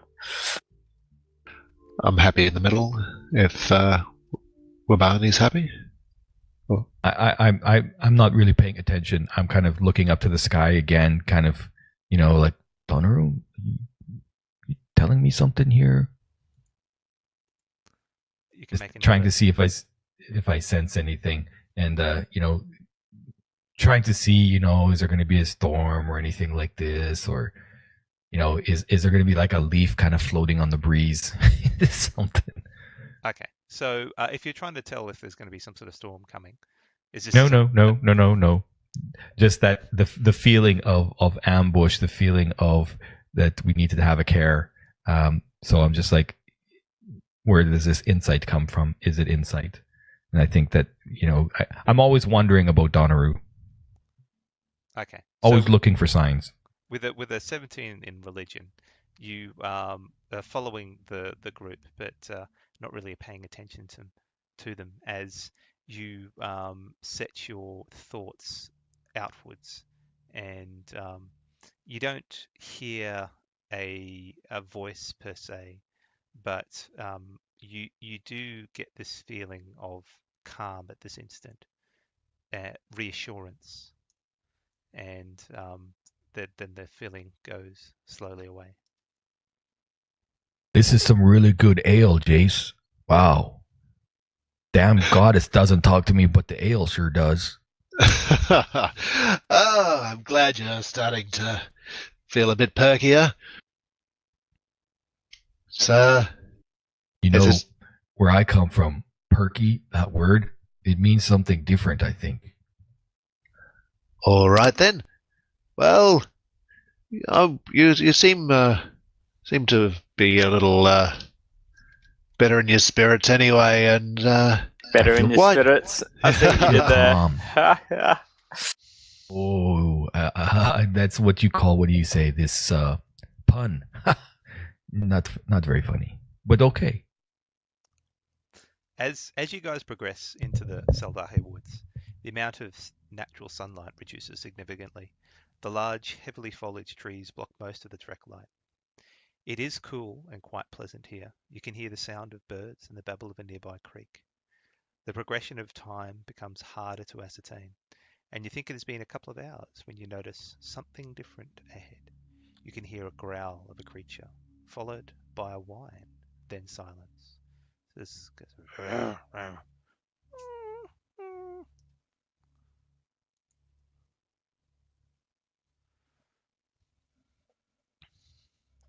Well, did you hear that? I heard something. I definitely heard something, yeah. Shall we try and sneak forward, see what it is? Because that was weird. Growling, then whine. yeah, I think sneaking forward to check it out's a good idea. How are you chaps at sneaking? This heavily armored loincloth that I'm wearing is actually makes me. It's quite. It's hard to stealth around in this. Doesn't make sense that those words he says, but yeah, he's like a couple of cans smashing together. You know, he's not really. But I can give it a try. I mean, I just kind of lift up my robes and like they make this swish swish noise all the time though. But I can try. All right, so we're all going to try to sneak up together then? Okay, yes. Please make each make a stealth check, and I will do a examination with a. Oh, that's a nice natural 20. Okay, so Wabani sort of is very light on his feet and seems to move without any sound at all. Alarak at times sort of makes a clinking noise, but otherwise he keeps to he keeps his noise down. Jace unfortunately steps on a branch, but he lifts his foot up quickly and it doesn't make a loud snap. But you're able to progress further into the woods to the location of the noise, and what you see before you is a large brown bear sort of stuck out in a small clearing. It doesn't seem to be able to move. It's looking around. It's angry. It's focused on its front paw, and it's some part furious and other parts it looks a bit injured. You can make a perception check to see if you see anything more.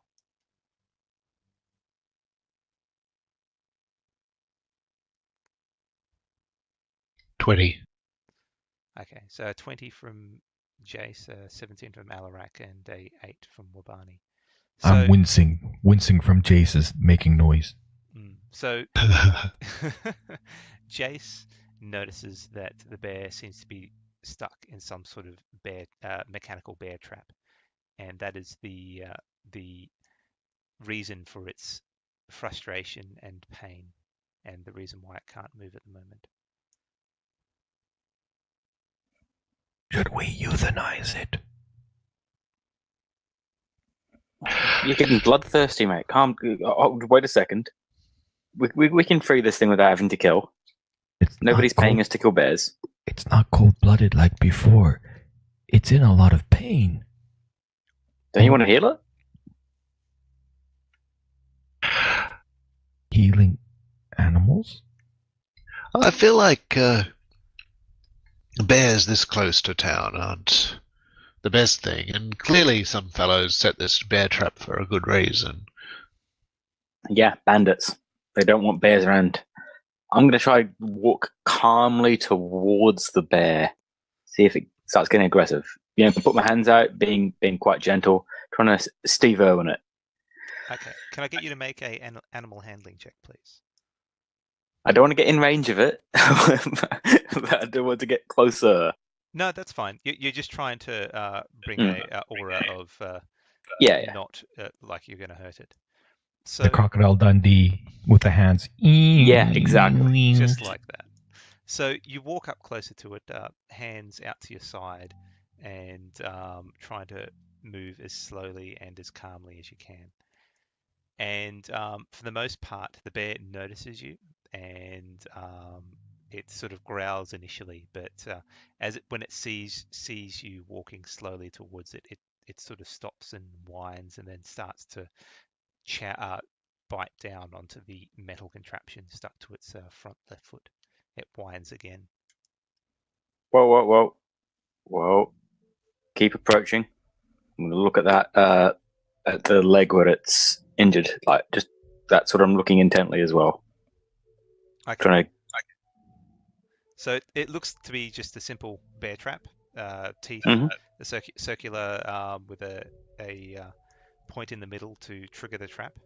It is currently triggered. If you can make an investigation check. The bear seems to be letting you get closer. Jace shakes his head at this foolishness. He pulls out natural 20. The crossbow. Down to a 19. Brings it to bear just in case things go badly. Okay. Brings it to bear. So you look over it. You've seen these sort of bear traps in the past, but back in your home country, these are different, but most of the mechanisms are the same.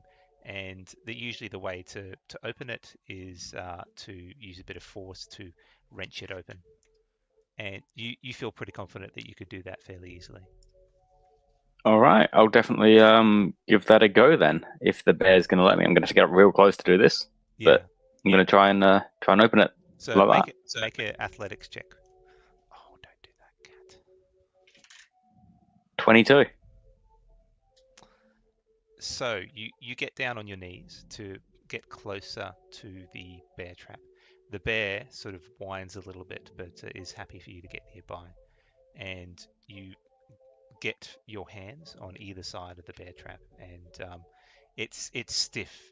It looks like it hasn't been oiled for a while, but you wrench with as much might as you can, and after a little while you hear a clank, and it opens up and the bear is able to be set free. It once its paw it's free, it sort of nuzzles you slowly. Then it sort of races off into the forest. Can you just hold on a second? My cat is trying to eat Plutak.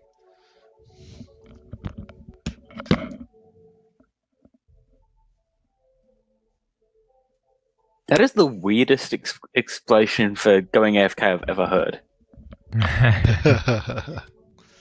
Okay, the cat is now out of the room. Right. Still eating blue tack, but out of the room. Okay. I tried to get it out of her mouth. She's a pretty young kitten. Right. Okay. So as you do this, Wabani notices that there seems to be a bit of movement in the distance. Jace, look over there. I see something. What do I see? Make a perception check.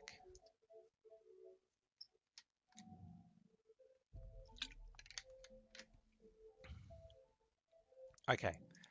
Jace notices there's a few forms, a small form and sort of a larger hulking form. Wabani catches a look on what is approaching and gets a better view of it. It seems to be quite a large wolf, a wolf much bigger than what you're used to, and standing next to it, not even reaching to the height of the wolf, seems to be, in your eyes, a kobold, and there seems to be a small creature on the kobold's shoulder. It seems to be looking at you intently. The bear walks up to the kobold and nuzzles it, and the kobold sort of bends down and murmurs a few words that are unintelligible from where you are.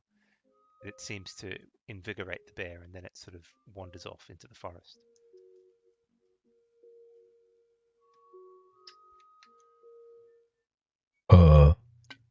Hello? So they're still fairly far away, I would say, in the area. Wait. So Alarak freed the bear, Yes. and then the bear went and hooked up with the kobold who was walking up with the wolf? That's correct. And the kobold. And so Alarak and it was looking directly at Jason and myself? So the kobold was looking at what you guys were doing. Oh, okay. And I'm like, Alarak, get back here. Someone's coming. And he's got like a really, really big wolf. Just do as I did and approach with confidence, security. Trust me, I believe in you. So you're approaching the kobold? Oh no, I was telling Wabani to. It's I've taught him. It's time for the student to try and copy. That's not going to happen today. I don't feel it. The ale is making me calm, but I'm not feeling calm anymore. Jace points his crossbow at the ground and raises his other hand and says, "Hail, traveller, and well met." So the kobold looks to you and sort of nods its head and starts walking towards you. As it gets closer, the features start to crystallize on the kobold. So the kobold gets closer, and before you stands a creature that is easily recognizable as a kobold. Its blue slate scales appear dull in the dappled light. This kobold is accompanied by the wolf and some sort of small creature on its shoulder. Its outfit is somewhat odd for what you would expect of a kobold. Green and brown leather shirt and pants with numerous bulging pockets. It wears what you could only describe as a brown wig on its head, the hair falling down to its shoulders and makes a kobold seem feminine. To complete the outfit, the kobold wears a fine hat that seems to be slightly too big for it, and this hat fits the description given to you by Cordwin. The kobold has a few old scars on its face and arms, but nothing recent. Its eyes regard you with a level of intelligence uncommon for creatures of such as these.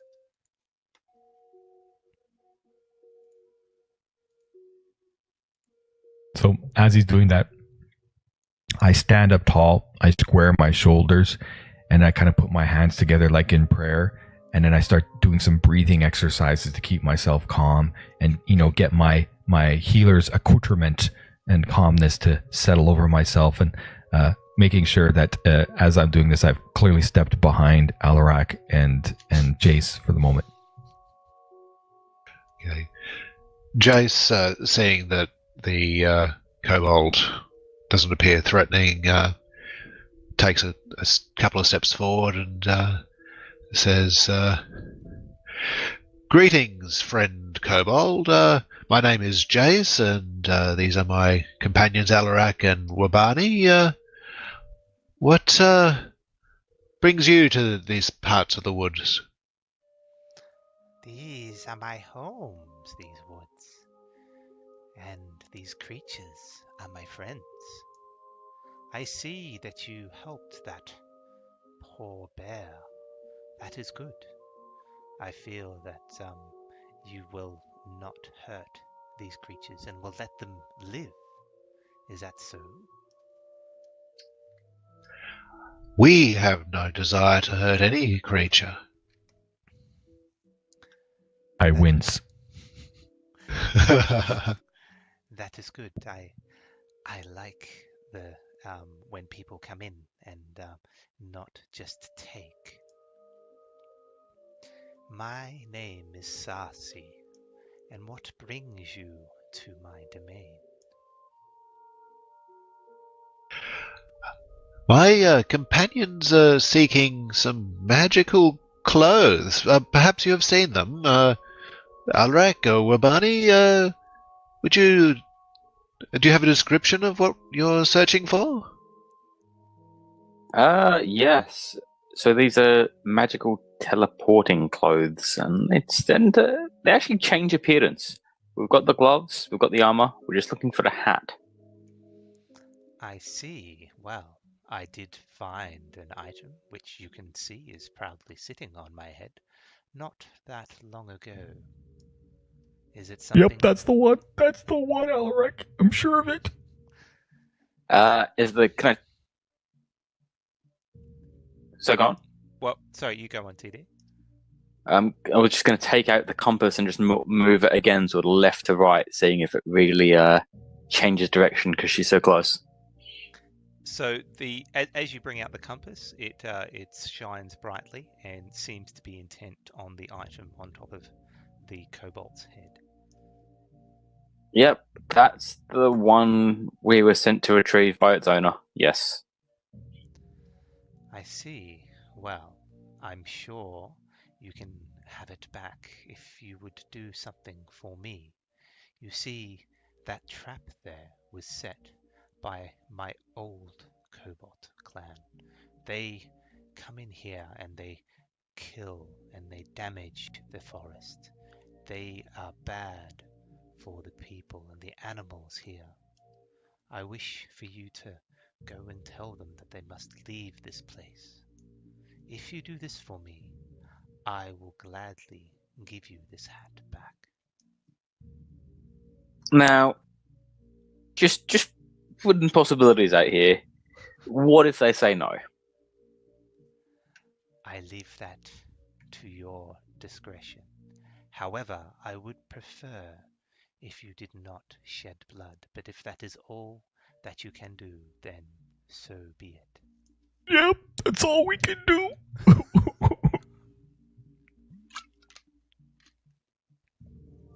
That seems fair. She did find the hat.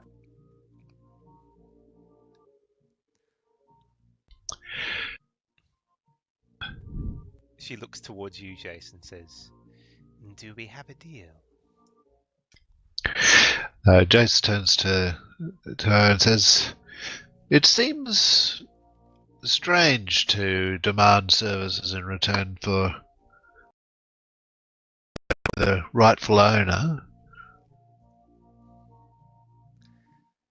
Surely you'd be pleased to do the right thing and see that hat find its way back to the true owner?" Ownership is a fickle thing in woods such as these. All I did was find this item, and it helps with keeping the sun off my face. She looks up for a little bit, and there is a shaft of light sort of shining down on her face, and she squints and sort of ducks back into the shade.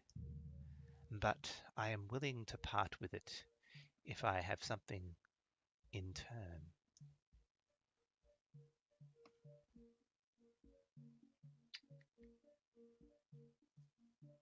Would you like a torch? A torch is such a simple thing that one such as myself does not require. And she sort of holds out a hand for a second, and a ball of fire sort of lights up about 2 inches above her hand and then flickers out just as quickly. You can see I do not need things such as those.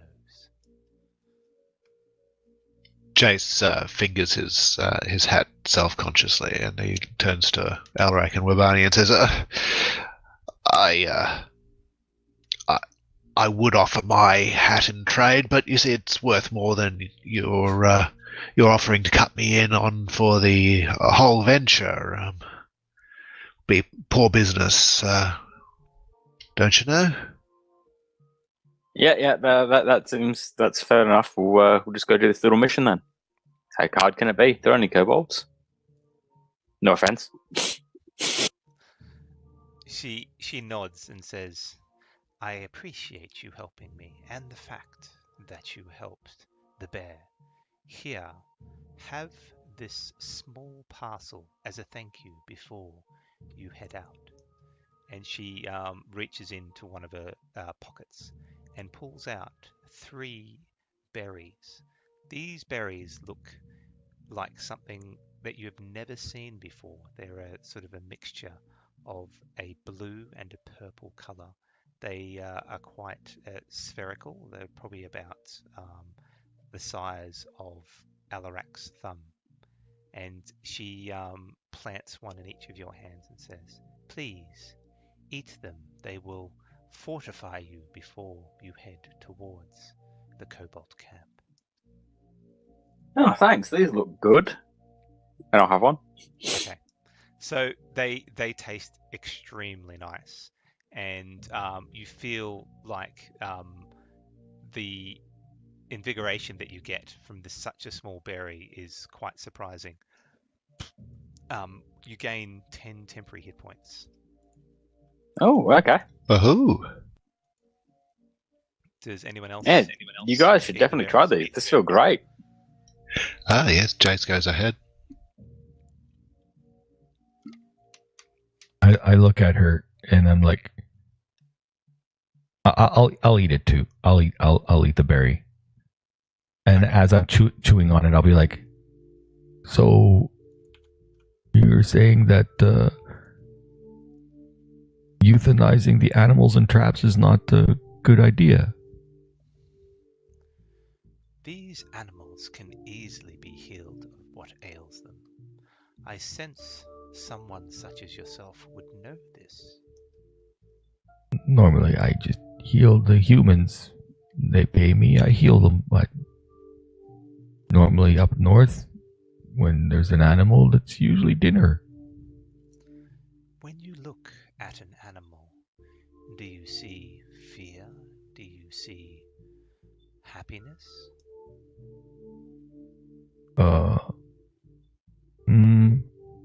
Can't say that I've looked to see that. She sort of looks towards the wolf. She looks up slightly to its head and says, "What about Garth here? Do you see intelligence? Do you see something that would allow you to understand their point of view?" He looks like your pet dog, but really big. He is no pet. He comes with me and protects me because he understands that I bring healing to the forests here.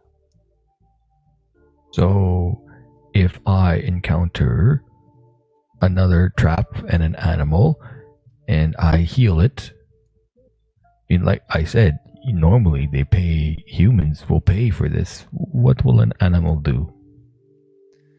It's not always about what you can get from the things that you do.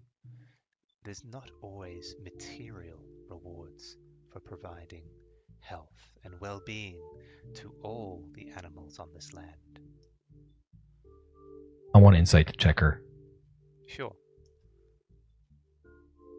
20! Okay.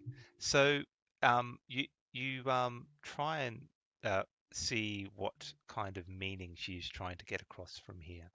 And from what you can tell, she fervently believes that from what you can tell, all creatures deserve the healing touch, not just humanoids. Any animals should be healed and looked after and such like that. You certainly don't pick up on any sort of falsehoods. Well, Cersei, I guess I think which way is your ex-tribe? She points off to the northwest and says, "You will find them not 3 hours travel in that direction. I believe they've set up a camp there out in the woods. And to let you know, my name is Sarsi, not Cersei." Oh, right. Sorry. It was a slip of the tongue. I understand. And they're the same color as you? They were my brethren once, but they did not treat me with the respect I treat all animals here, and you as well. Okay, guys, should we go? That's a 6-hour round trip. What time is it now? It's probably around lunchtime now. Well, best get going then, I suppose. Yeah. And clock's ticking on the other thing. You got plenty of time for that. You negotiated 3 days, and it's been what, 1 day so far. Yep. Okay. So Well, but I'm anxious to get going. I'm kind of rocking on my feet, giving the guys the signal. Let's go. Okay. So the cobalt lair that Sarsi mentioned is not too far away. I mean, it is about 2 hours. You make up a bit of quick time. You make it up a bit quicker. Wait, as soon as we're out of less than yours. But yeah, as soon as we're out of earshot, I'm like, guys, she's crazy. I can't believe. I mean, she really believes that shit. You don't? That's just nuts. They're animals. It's just an animal. She was controlling it for sure. No, you can. You treat them with respect, they'll treat you with respect. You eat rats. Yeah, of course it's part of the circle, you know. I don't was going to massacre do my part them for the for circle. fun. We eat I killed bear it. up north. You Yeah. catch a bear in a trap, you kill it, you eat it. Bear But we're not gallbladder. hungry. There was no Yum. need to kill it. Yeah, you kill them when you need to. It's part of the circle, but you do it respectfully. Well, yeah, we could have killed it respectfully. I still think she's nuts. Maybe we could take her. So you want to steal from her and... Our choices are fight her clan or fight her. I've not had a good fight in a while. I don't want to kill her. I mean, I would rather we just, hey, Jace, how good are you with the quick fingers? It's not my preferred way of getting things, but I have been known to try my hand at picking pockets in the past. But that hat was on her head. You saw how large it was. It's not a matter of quickly lifting it and slipping it up one's sleeve. What are you proposing? I don't know. I thought maybe you could lull her to sleep with your music. Wow, that is really insulting. You are actually a great musician. Thank you. No. I mean, you play a song. I've heard stories about people who could, charm rats with pipes. So I thought maybe you could charm this addle-brained lady. I just want to point out, and I'm not trying to direct you in any direction here, but just to let you know, that wolf was bigger than Alarak. Just I know. Putting that out. I'm aware. I got the impression from your description. Yeah. Yeah. I got the vibe that that addled-brained lady might have more fight in her than you seem to suggest. That pet dog. Don't think you'd touch the size of its throat. Well, I don't want to fight them. I mean, that foolish event from an hour ago. I mean, I'd rather not. I'm a healer. Life taking is. I don't know if I can do that again. But, smack a person over the head, make them fall asleep. That's actually kind of risky. We've tried that before. Yeah, I know. We did leave. How many villages did we leave because that was causing problems? I've lost count. I mean, it's dangerous to their health, though. I mean, you could kill someone trying that. Yeah, I don't know. I guess I need to learn more if I'm going to be any good at doing that in the future. So, but still, an entire village? The hell are we gonna do? It's been a while since I had a good fight. We fought an hour ago. Yeah, that was like 2 guys. It was hardly fair. It was 3 against 2. It was dishonourable. Well, I've got to say I'm feeling quite strong after having those berries, but at the same time, look, if you don't want to do this, let's blow the job off. There's an inn down the road. We can be there by sunset and carouse the night away, and you can drink away all your regrets about taking your first life. Not that I meant to bring it up again, but,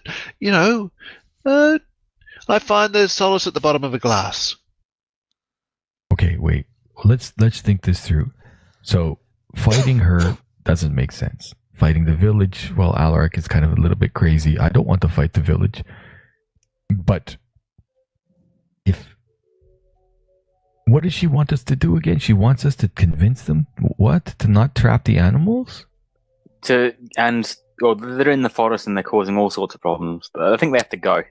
Just convince them to leave. However, we have to do it. And if worse comes to worse, that's what we do. I look back to see if I can see her, if she's still back up the trail, or that enormous wolf. Make a perception check.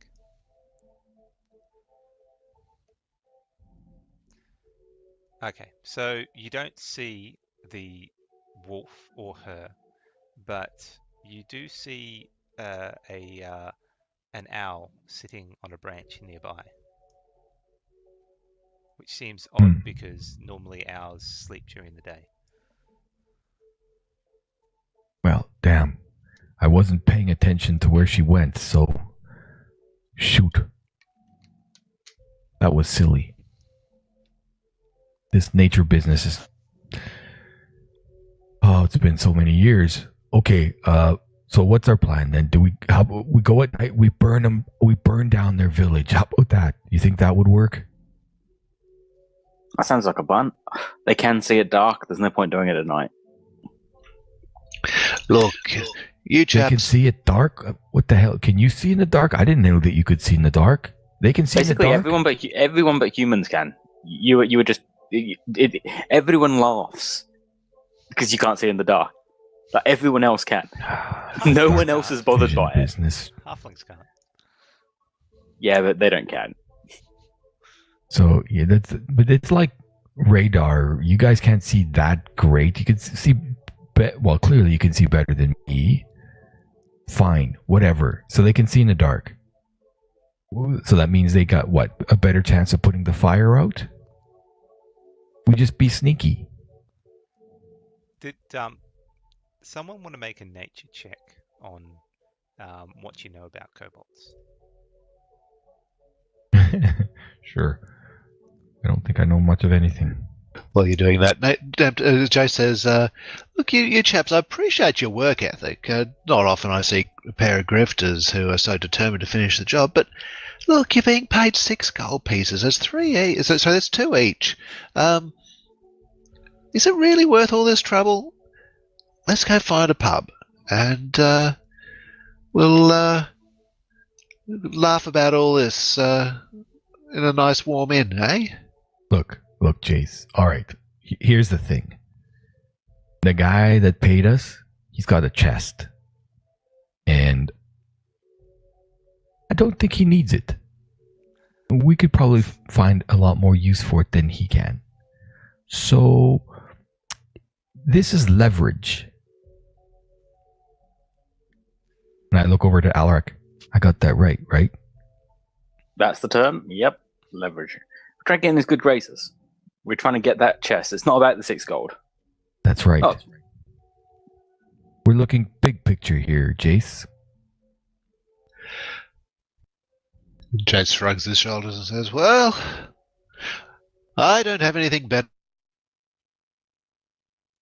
to do with my going to be doing this, then let's go. Pip, eh? All right, so still, we're going to walk there, and we get there. I don't think, I mean, maybe Alaric can scare them. I mean, he's pretty scary looking. I mean, that's just hurtful, but okay. Well, you look very different. You know? Like I said, I've never seen an orc before. Have you seen one of his people before, Jace? They're very rare. I mean, you've seen orc. You might have seen an orc or two, but half orcs are extremely rare. I can't say that I have. I can't say that I have. So, I mean, it could work for us if you want to try to convince them. I mean, if you just want to go there and be like, Alaric smash. I don't know if that's going to work. And that's just stereotypical as well. I'm very articulate. Well, I'm trying to make a point. Try and do it without being hurtful next time. Hurtful, says the man with 2 scalps hanging from his belt loop.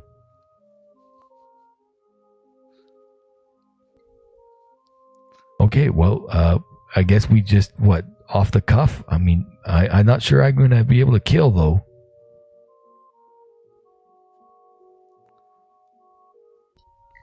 Well, just, try and knock him out.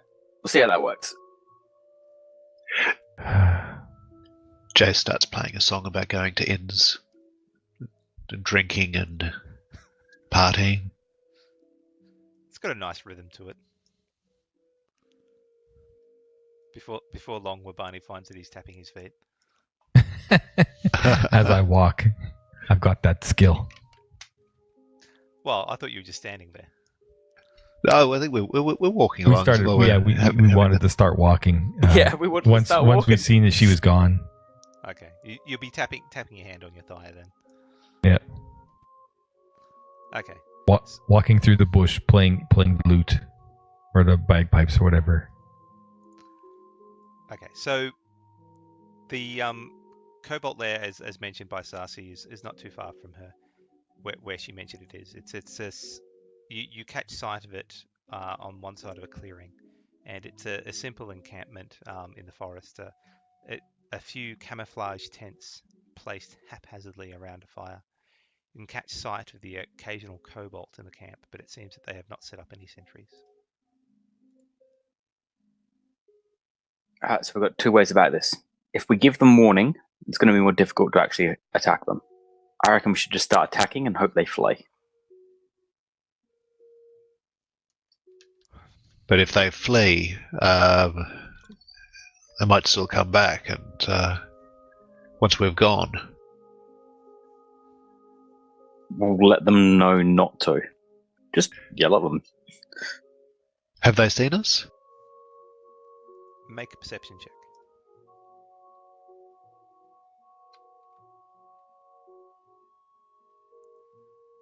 You have a quick look over at the camp, and nothing seems to have changed, like what you would expect if something was spotted in the trees over yonder. They just seem to be going about their normal work. You only really see one kobold that's sort of standing lazily in the center of the camp next to a small pit that's not on fire at the moment. How many of them are there? Well, there's 3 tents from what you can see.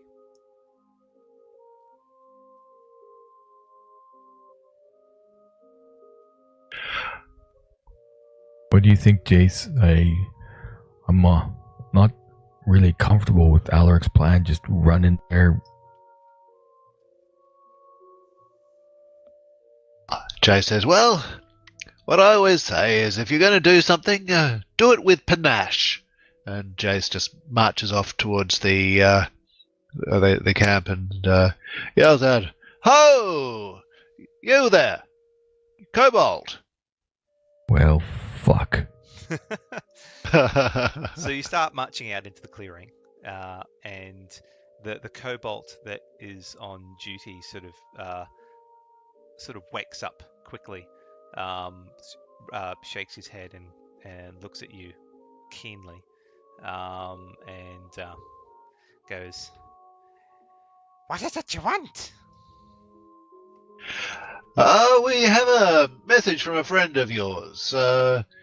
Says, perhaps you know her? Who? Who is that you said?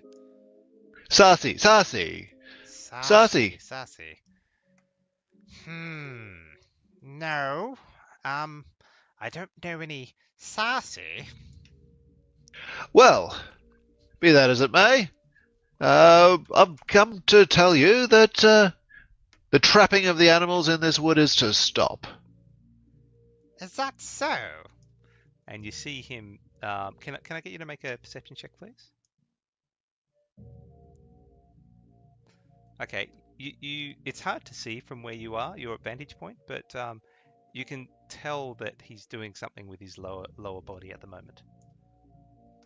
But the movement is mainly hidden by the tent that's between you and him. Okay. The Jay says, "Stop that!" Stop Can I what? make an intimidation check? Okay. Alaric, I think you better help him. So intimidation of 17. Let's just creep around and try and get closer without being seen. He sort Okay. of staggers back a little bit at your forceful language and goes, "What? What?" But he's stopped what he's doing. Okay. So now, how about you go run off and bring me whoever's in charge? We need to talk about this business with the trapping. While he's doing that, I'm circling to the right. Okay. Circling to the left. Okay. And you see him turn around and go towards not the tent he was signaling to before, but to another tent, and sort of disappears inside. About 30 seconds go by, and nothing is happening at the moment. Is that the tent that Alaric is beside, or is that the one that I'm beside? So I'll just throw up an image for you to place yourselves.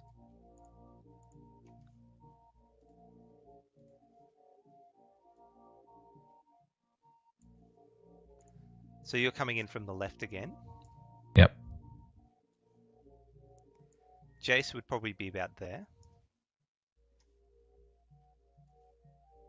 Were you going? Yeah, Alaric was going around to the left. Is that correct? I was going to the left. Oh, left. Okay.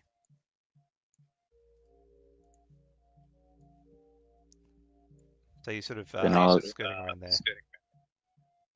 Yeah, trying to skirt around in the bushes, not on the main path here. Yeah. So to get across, okay, you would have been able to probably get across a little bit. We'll say there's bushes down there. Okay. Because it's just a clearing. Okay, so I'll just keep you to that at the moment.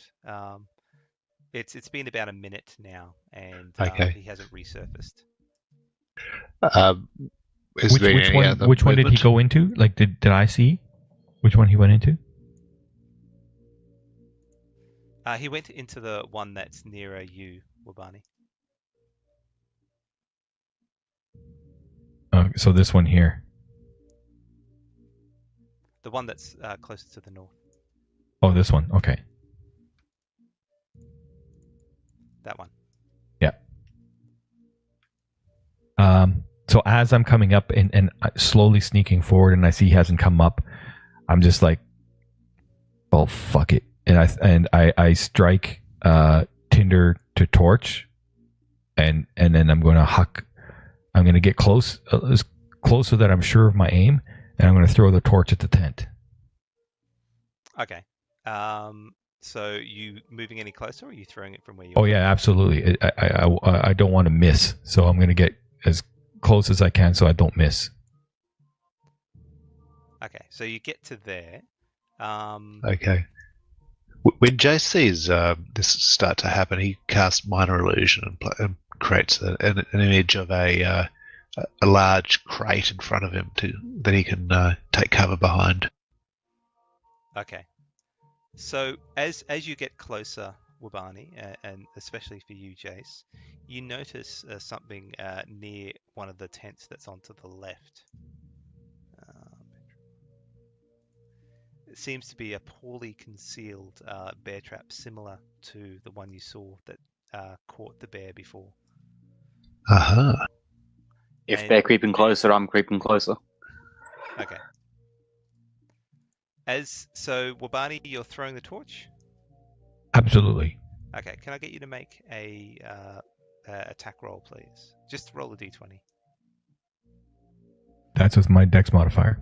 That is with your dex modifier? Yep. What about your strength modifier? What's that? That would have been a 0. Okay, so that'd be a 0, 13. It would be 13 then.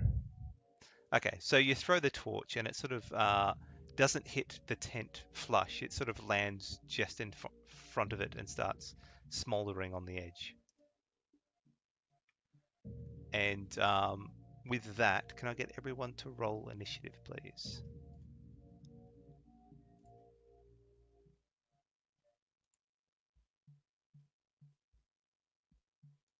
Ooh, the bear traps are beating us on initiative. Damn. It's a very dexterous bear trap. Those bear traps, I don't know. Okay, just hold on a second.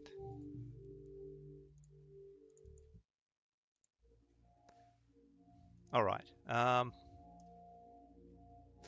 So as you throw the torch, it sort of makes a small thud noise on the ground, and one of the kobolds in the tent that was signaled to before sort of pounces out of the tent, and you hear the whir of a stone fly near your head, Wabani.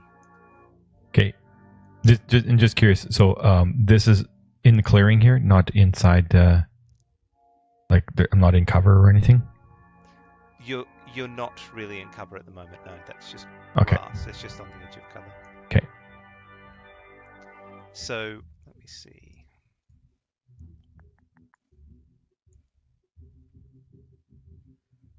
So the rock flies towards you, but sort of lands in front of you instead, and then he sort of ducks back inside. Then he sort of starts making his way backwards into the trees. Okay.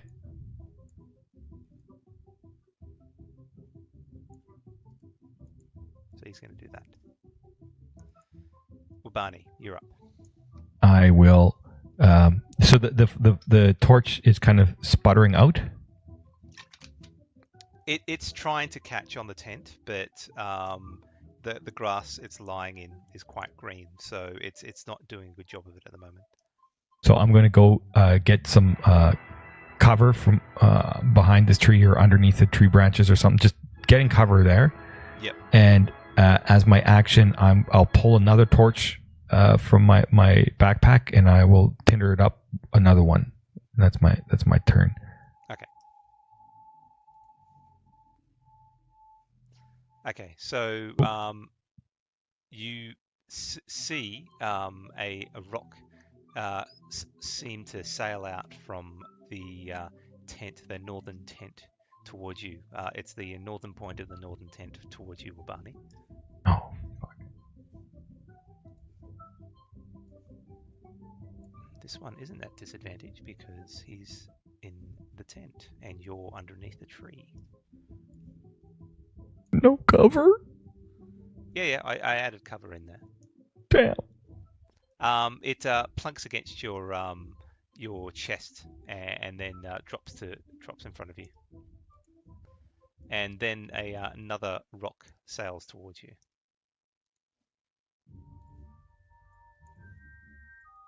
But this one harmlessly gets caught in the branches and fails. And I shout, "They're in a tent and they're shooting at me." Okay. Okay. Jace. Jace takes aim at the Kobold 2 and with his light crossbow and says, "About time to try this new thing out." That's a 21. The bolt flies true and hits the Kobold in the back as he moves away. And he drops to the ground with a slight And Jace turns to Alarak and calls out, "Come on, we can take these guys," and it gives you bardic inspiration. So it's 1d6 that you can apply to a d20 roll. Thank you very much.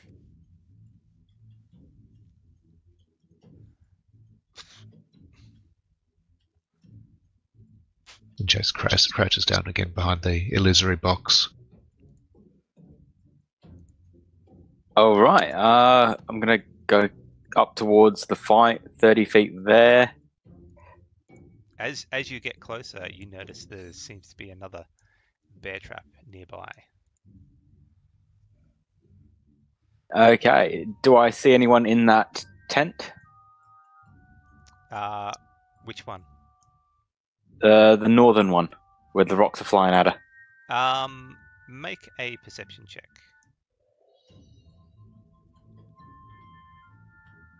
I'm just assuming because I've got basically the frontal view now of it. Yeah, it is quite dark in there, but Okay. yes, you do see a couple of figures in there. They seem to be cobalt-sized, definitely. All right, then let's chuck a hand axe in there. Okay. Is there someone to actually target on the Right, tracker? yes, I'll do that for you. There you go. All right, here comes a hand axe at kobold number 1. A bit disadvantage for the range. Okay. It hits him though.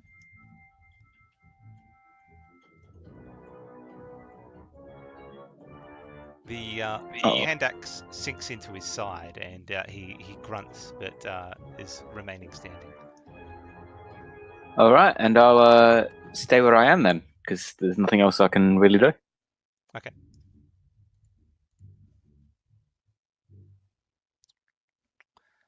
Okay.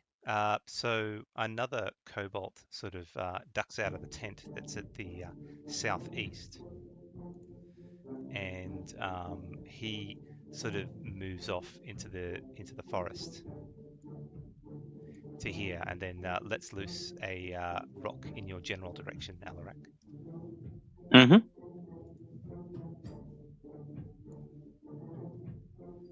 2 8s, but it sort of bounces off your thick hide. Wabani.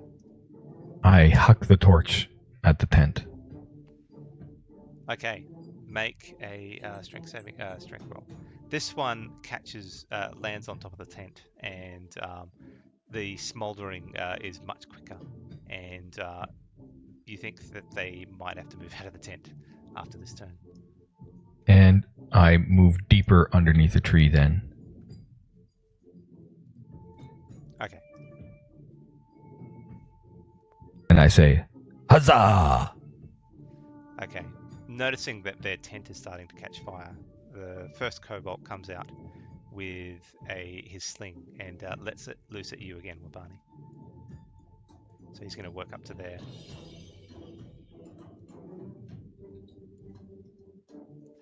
And the bolt goes flying, but misses you harmlessly. And I say, "Stop that!" Second one does the same.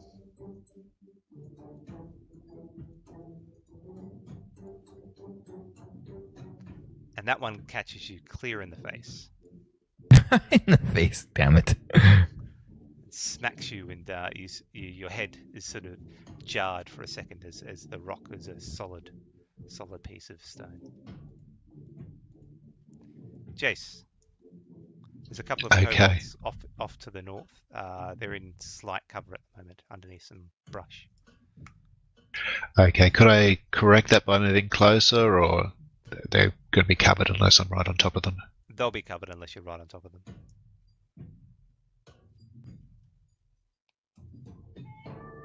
Okay, Jason's going to let fly with the light crossbow again.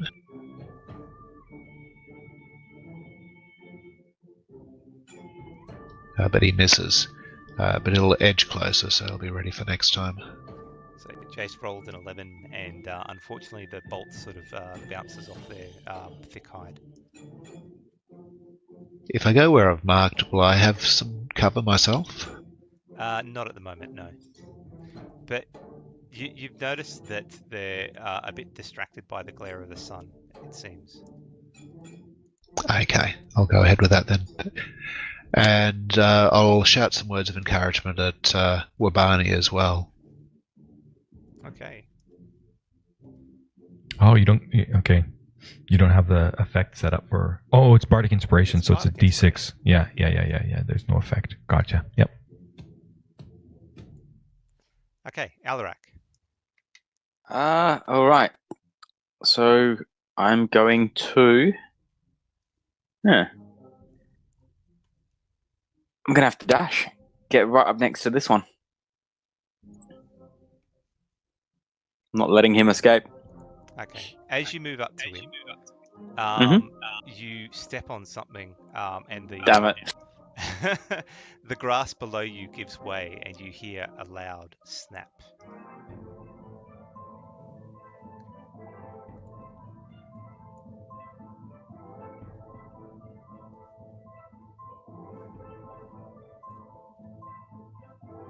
And it hits you.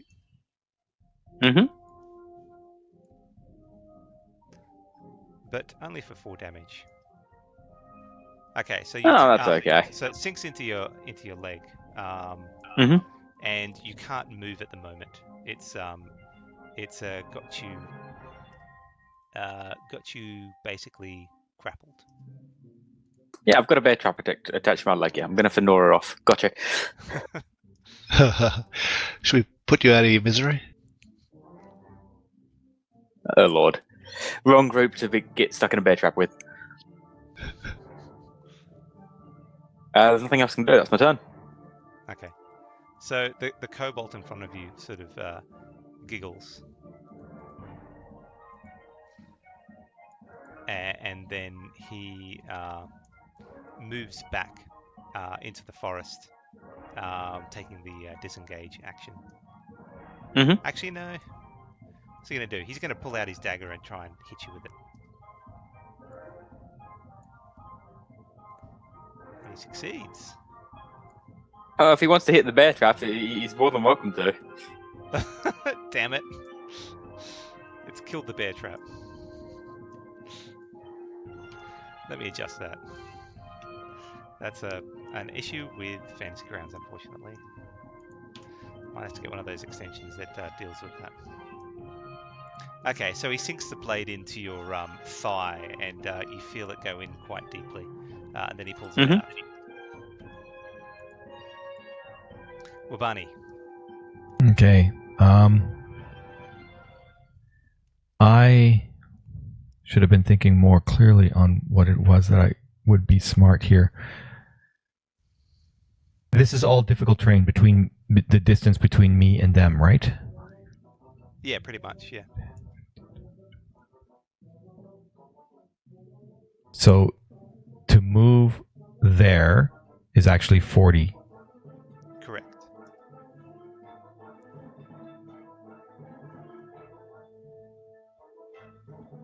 And Bardic Inspiration, so it gives me a D6 on attack, but not damage? That's correct. Correct. All right, so I will move up there. I will walk up to there. Sorry. All right, never mind. I walk up to there, and I will chuck my Hunga Munga, and I'll take that D6 with 3, and I will throw my Hunga Munga at the one that's hurt. That's a hit. And I wince terribly as it falls. And as it falls, so as that one falls, I fall down to my like one knee down, like one knee like bent and knee, and like my arm, one arm kind of like the like a 3-point landing kind of deal. So I kind of go like that in front of this one here. Okay. So you kind of Tony Starking it? Iron Man? So one fist in the ground, one knee in the ground, the other knee bent kind of thing? Yeah. Head kind of lowered a bit? Yes. Okay. So the other kobold sort of roars in rage at you, killing off his friend. Yeah. And then sort of keeps moving into the forest.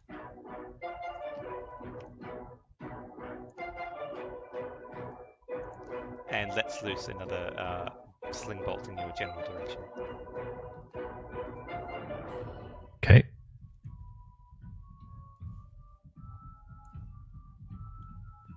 And that is another hit.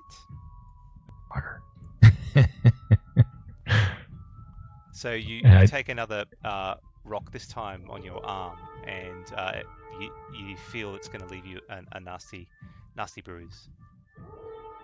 And I sit there and I say to myself, that did not work as planned. Okay, so that's light cover with the Kobold 4, is that right? Yeah, it'll be -2. Okay. Chase is going to shoot again with his crossbow. Oh, but he misses terribly. So the bolt flies straight over its head. Chase is a bit nervous about more bear traps. He might take a wide path towards the kobold. So is it difficult terrain from this point onward? It will be when it gets to the darker. Do you mind if I get rid of those circles, Modaño? Yep. I'll get rid of them. Alright, never mind. So it's basically up to the darker areas difficult terrain, so that just is green grass. So that's fine. Okay.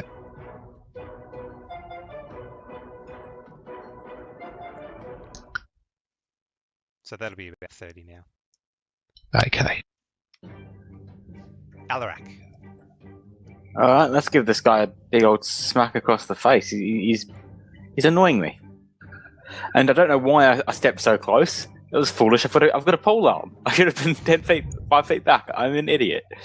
I was fueled with rage at these little guys just, attacking my friends. Oh, I don't know why I rolled that twice.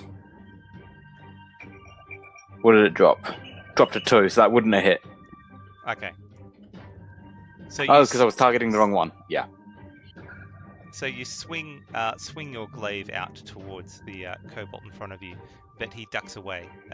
He seems to be quite dexterous and sort of giggles, still holding his dagger. All right. There's nothing else I really can do. That's my turn. Okay, so he attempts to sink the dagger into your form again.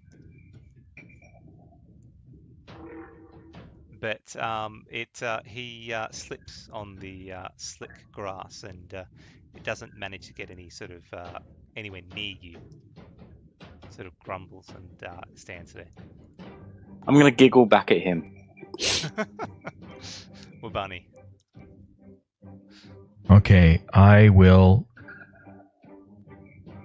So using a healer kit is, for me to use it on myself, is an action. So I will use the healer's kit on myself.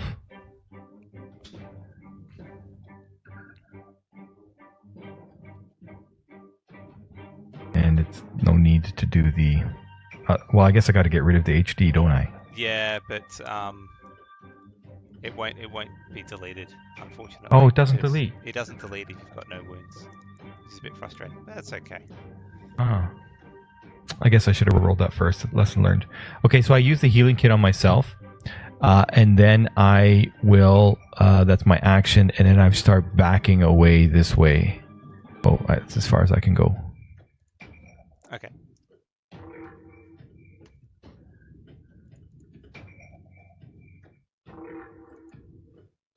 Okay.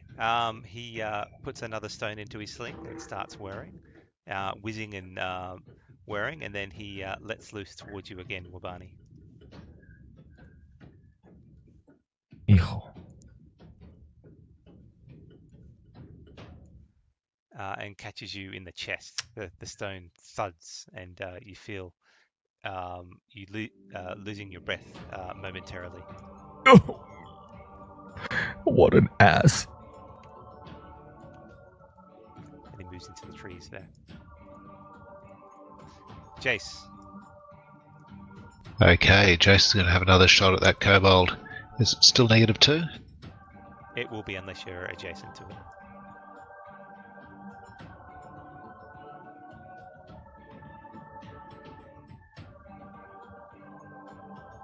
It's also -2 for them. That's a hit. All right. 12, which hits.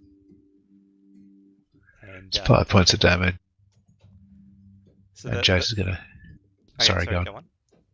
This is going to just edge a little bit closer. So the bolt twangs off your light crossbow and sinks deeply into its shoulder blade, and it screeches out in frustration. Alarak. This one is dying. I don't care now. I've lost all. I want it gone. I think he's going to die. There we go. Fantastic.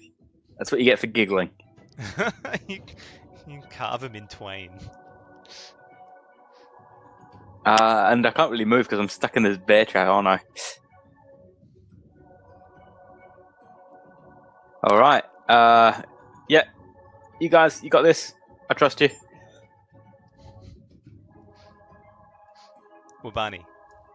My eyes narrow as I look back to him, and I said, I tell him, I told you to stop.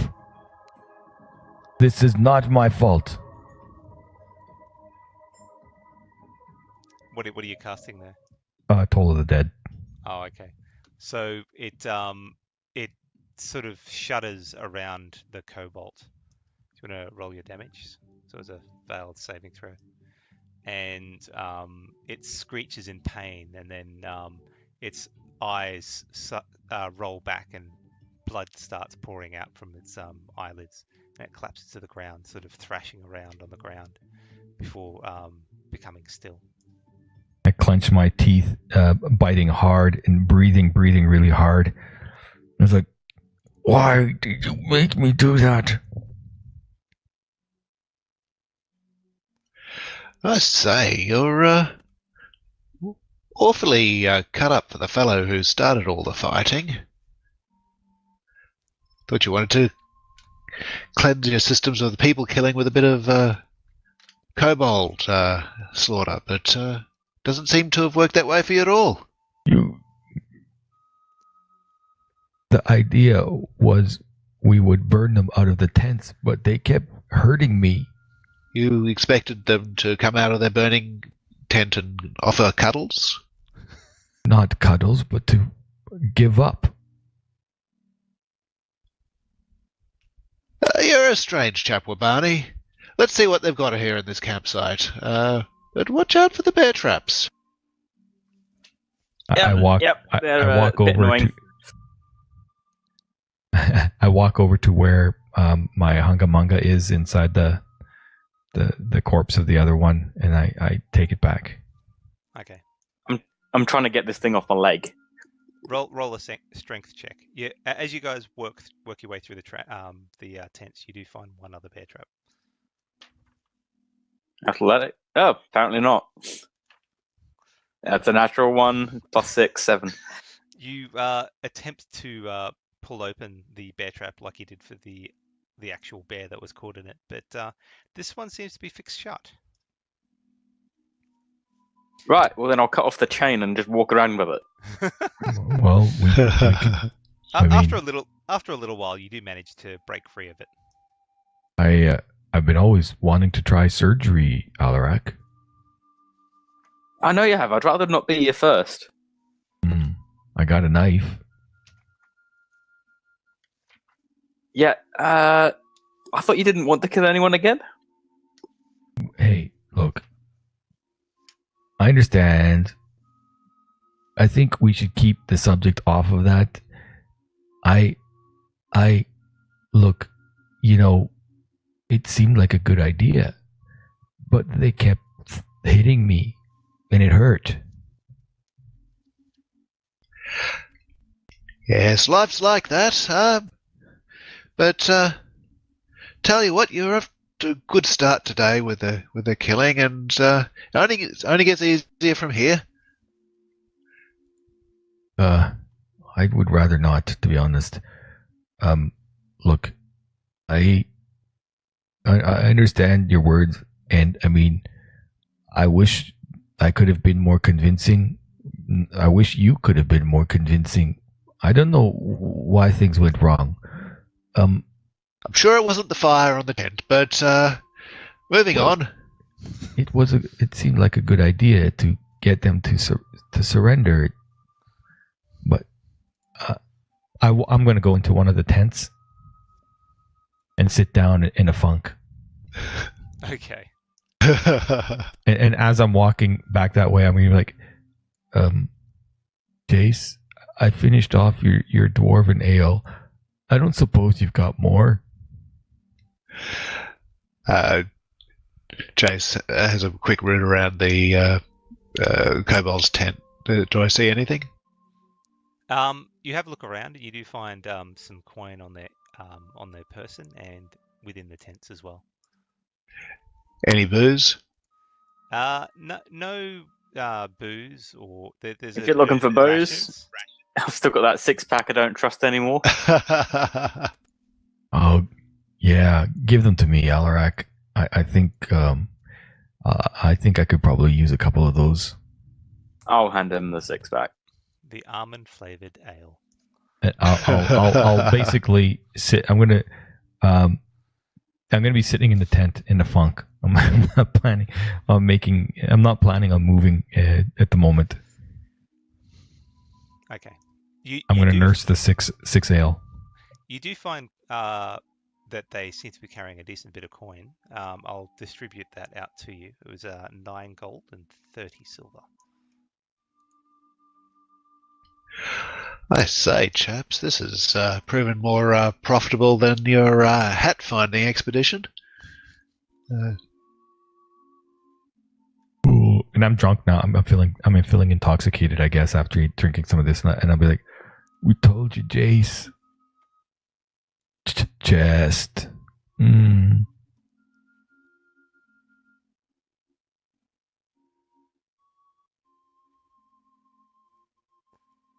I've added the intoxicated effect onto you. Good. There's nothing else of value here. A few bear traps that haven't been set. I'm going to take those. Animal furs. Okay. Yeah, take the bear traps. It doesn't need the furs. He's going to remain bare-chested as best he can. So, Alarak, do you need these scalps for your collection? No, we weren't being paid for those. Just the humans.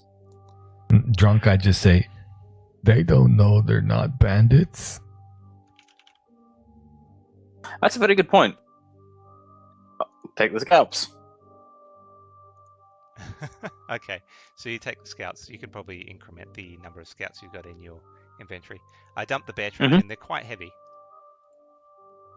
He is quite strong. It'll be fine. I know they're very heavy. But he'll be fine for 2, I reckon.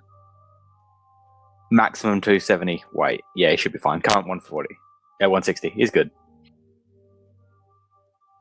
Alright, do the number of dead kobolds match up to the number of sort of sleeping pallets we've got here in the tent? Yeah. There doesn't seem to be any additional kobolds.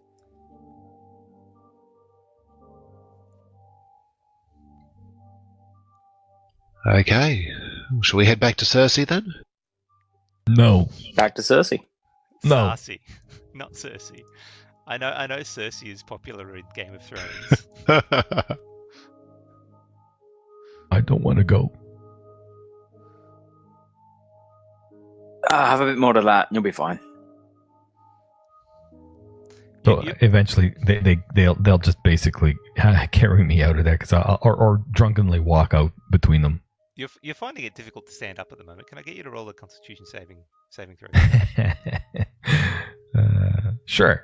Oh, shouldn't that have been at disadvantage? Yeah, roll at disadvantage. Oh, why didn't it do? Anyway. Okay.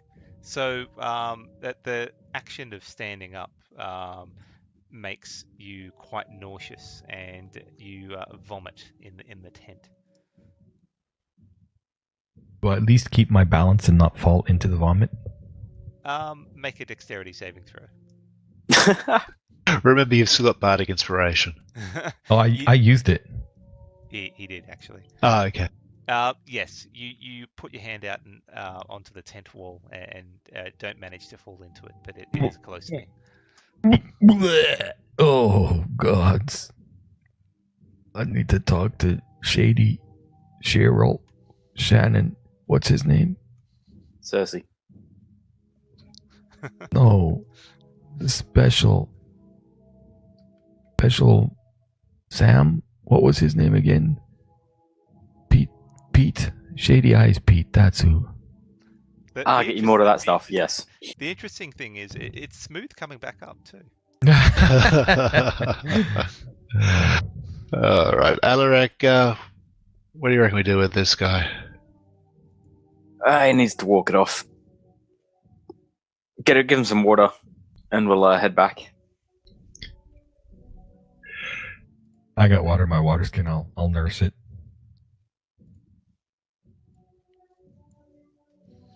Okay. So you head slowly back to where you found Sarsi, and it doesn't take you long before she actually finds you, and she looks up at you and looks at the state you guys are in, and sort of shakes her head slowly and goes, "So that is it, is it?" Yep, they're gone, unfortunately. They wouldn't listen to reason. Well, I think it's probably better this way. And now for my end of the deal. And she takes off the hat and passes it to you, Chase. And it is a fine looking hat. Much finer than the one you have. Add that into your inventory.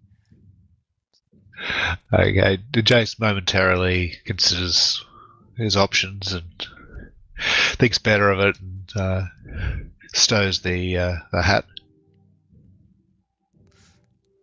Okay. So what's It didn't coordinate with his outfit anyway. It is nowhere near as loud as your outfit, but it's well made. Okay, so she looks at you three now and goes, "So, what it is that you plan to do now?" We were just heading back. I think this guy needs a couple more drinks, some therapy maybe, and I'm tired. It is getting dark. It will be night soon. You can stay here for the night. I can let you sleep it off. She looks pointedly at Wabani. If you so choose. Sure. I don't mind. Doesn't matter. It's all good. That would be that's a most kind offer, Mr. Asasi. We would like to accept. Jace turns to Alarak and says, "It would be wise not to take the route back to town at night time with those bandits about, and besides." Oh yeah, wouldn't want to be around the humans at night. Ugh.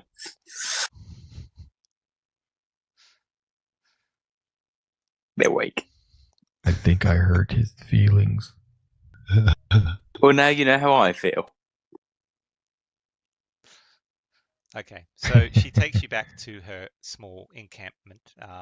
There is a little teepee set up with made with some foliage and branches, but nothing obviously built for any visitors.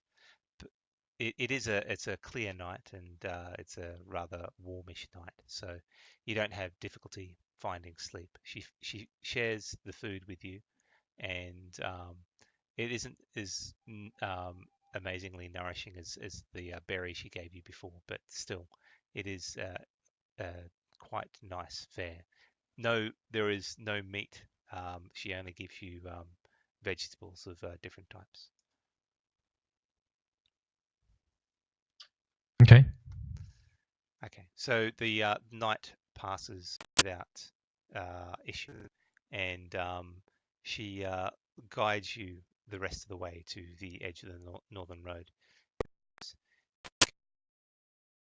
Be careful, those brigands that were nearby have left the area as far as I'm aware, and my friends have told me, but you must be cautious because they could come back. As we start moving, I'll say to the guys, have you tuned to those things yet? Are they just normal things? Didn't Dimble say it was protection against acid right after he dove into the acid? I forget. So the leather armor is a protection against resistance against acid. He was wearing that, but when you came back, it was at your house. It wasn't with him. Okay. We didn't attune to the gloves. I'll take a look at the hat. What do I see there? So the hat has, if you you did roll an Arcana check. So the hat, what you sense from it is it has a small magical enchantment on it that will require attunement to understand its properties. Give him the gloves, Alarak. Let's see if he can figure out what the gloves are too. All right, I'll pass over the gloves. So these gloves seem to have a very similar enchantment to the hat. It's a transmutation enchantment from what you can tell. Maybe we should sit here and attune these things. I don't want to give it back to Corbin without knowing exactly what they are. I mean, they sound like a lot of trouble to me because he lost them and they disappeared. We have to go collect them. Do you want to be doing this every 2 weeks, searching for your clothes? What happens if you're out in the middle of the street and that happens? You're wearing clothes, they disappear. He has to pay us to go get them again. Yeah, he has to pay them. I want nothing to do with these things. They're nothing but trouble. Yeah, that's a good point. Wouldn't want them to teleport away. That's right. Teleporting clothes. Still, curious to know what they are. I mean, you guys can attempt to attune to them as you head back. You guys are more than three to. I want nothing to do with them. They sound like nothing but trouble. I'll attune to one of them for sure. Okay. So which one do you attune to? The gloves. Okay. So once you spend the proper amount of time as you're heading towards Modaño again, you find that these gloves are a simple pair of leather gloves that, if you concentrate and focus on them, you can change the size, the pattern, and the color of it. But outside of that, it doesn't provide any other benefits. Man, these are stupid gloves. Why would someone want something like this? Jace, I mean, you're a fancy dancy guy. Oh, I can see a great many benefits to that. Why, fashion alone brings a huge wealth of benefits there, but imagine if you need to make a quick disappearance, blend into the crowd. They're gloves. They're gloves. They change color. How's that going to make you disappear into the crowd? Perhaps what you do, have right? an outfit of this material.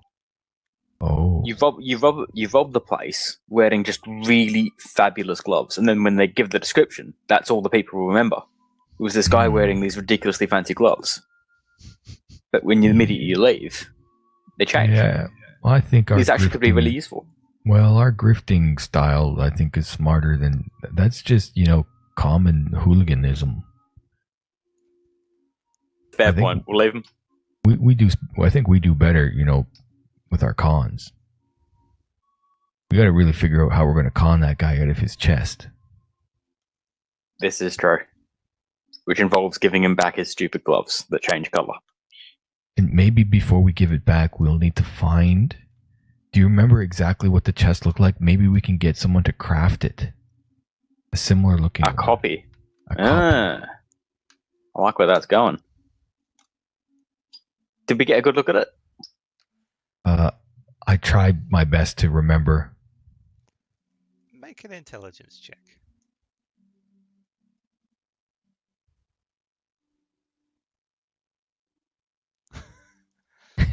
That was a 1. Okay. That's an 11. Wabani, with all that's been going on in the last day and a half, the memory of the chest has flown away like so much air. With Alarak, you remember that it was a small chest with gold inlaid images on it, but outside of that, it's hard to remember any specific details. Right. I remember it had gold trim, but not the specifics, so we couldn't make a copy, unfortunately. Gonna have to get another look at it. Yep, need a second look. Good idea. Pay special attention to what the chest looks like. Yep. There we go. What do you think, Jace? You going to help us with this? Always interested in a well-paying job, but I find wizards are best avoided. I don't know if he was a wizard. Well, he does seem to have a great many magical items. Maybe he's just rich. Perfect mark. If he's so powerful, he wouldn't be losing these clothes. I think that sounds exactly right. I prefer merchants and nobles. Folks with lots of money, but not so much aggression. from them. Cents. Lots of dollars, not many cents. But- yes. Indeed. Didn't you just say that you were on the run from some gem merchants? A gem merchant, and look, not every hand is straight aces. It's every now and then a con goes south, and well, you pick yourself up, dust yourself off, and once the heat's died down, you're back at it again, hey? Exactly. You just need a disguise. Yep. We're gonna have to find those Disguise. bandits on the way back down. You're gonna have to change, Jace, if we're going back into town. As you That get to seemed- the location of where those bandits were, interestingly, the bodies aren't there. Oh. I look to see if the scalps are still on his belt. Yes, the scalps are still on his belt. They despawned. Hmm. Is there any like drag marks? Is there tracks? That kind of thing? Make a survival check.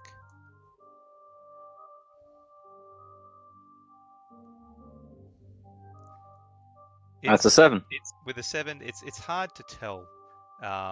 This is a major road, and there's lots of different marks all over the road. So trying to discern any particular drag marks is extremely difficult. Well, that's not good. Jace will duck off the path a bit in the direction that that one guy was fleeing in and have a look around there, see if he can see any sign. It's a 19 survival. Okay. So you have a look around in the immediate area where you were confronting that brigand, and it's quite a bit of it's quite heavy vegetation. There seems to be a few broken twigs and such that it's certainly there's someone that's been has walked through here in the last day or so. As to whether it was the people to come in after you've been there or not, it's a little bit tricky to say.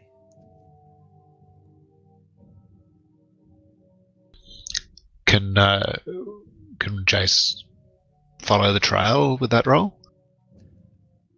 Yes, you could definitely follow the trail if you wanted. Jace turns to the others and says, "Hey, chaps, I think I've found something here. Shall we follow the trail or head back into town?" You can't go back in town looking like that. Oh, my good man. I don't need to look like this. I can look like whatever I want. And still you chose that. Okay. Well, we can. I mean, Thelma and Louise wanted us. Well, they said, take a look and get the lay of the land. I mean, we could. Well, what about if you can you make yourself look like them, Jace, and then we could pretend to be your prisoners so we can get a look. At least, so if they see us, they think that we're one of them, and then we run away. Did they have any uniform or identifying marks at all? Okay. Make a intelligence check to see if you can remember anything like that.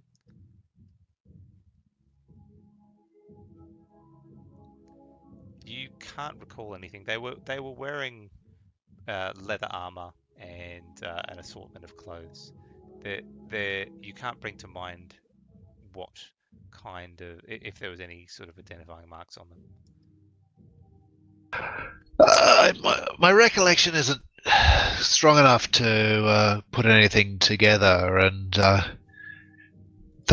we can't disguise ourselves as those precise chaps because they already know that they're dead, assuming that that's who took their bodies away.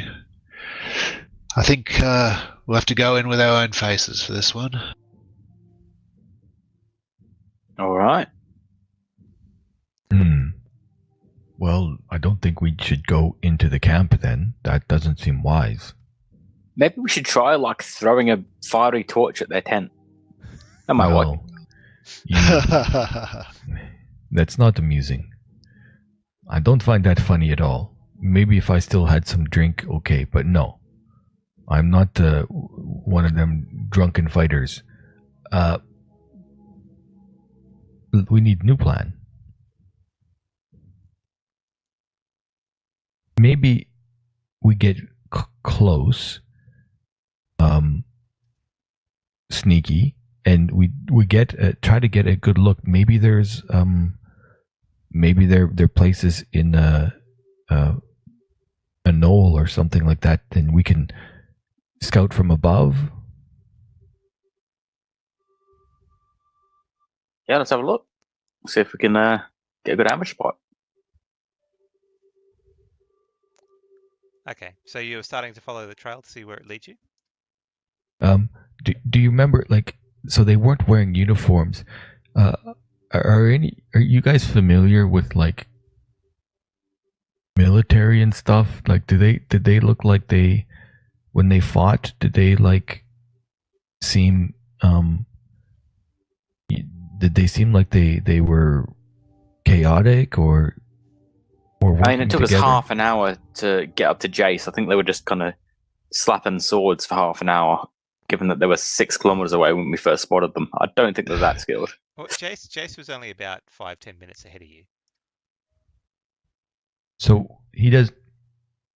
So maybe they won't have like people on watch. I didn't get the impression, the way they were talking, the way they retreated. Okay. So we just sneak and we don't have to look for lookouts or anything like this. Oh, you should still always look for it. But I don't think there would be. Okay. Well, you lead the way, Alarak. Alright, I'll take the lead. Okay, can I get another survival check, please? From just choose someone and they can roll. I'll give it a go. Apparently I won't. Okay, so That's a 5. With that 5, Alarak sort of starts to follow the trail that was pointed out by Jace. And after about half an hour, the trail seems to lead to nowhere, and you find yourselves about half an hour east of the northern road, and not quite lost yet, but not knowing where to head towards what you believe is the brigand stronghold. Might have to come back another day for this. We might, yeah. I don't know where the track's gone. Well, don't know. Me neither. Maybe next time we'll get lucky and we can follow somebody. Yeah, maybe take some prisoners. Maybe not kill them next time. Yeah, and maybe they'll volunteer for a haircut. Maybe. That's not a bad idea. Okay, so maybe we go and see if this Cordwin fella, and we'll get another look. Mm-hmm. Do you remember which way to get back to town? I can get us back to the track, I think you said. We weren't quite lost yet. Oh, phew, good. Damn. Yeah, you can find your way back easy enough. So start heading back then. Okay, so you head back and start heading into the city. Yep. Are you going straight to see Cordwin? Hey, yeah, actually, no. Why don't you guys take these scalps? You go get that money, and I'll go get the Cordwin's reward.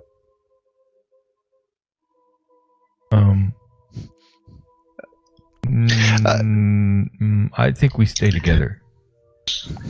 Yes, Yeah. but we wanted Jace to negotiate with the guards. Remember, Wobani? No. I remember we want him to negotiate, but Thelma, yeah, I don't think it would be good for me to see Thelma. I got a bad feeling from her. I don't think she liked me.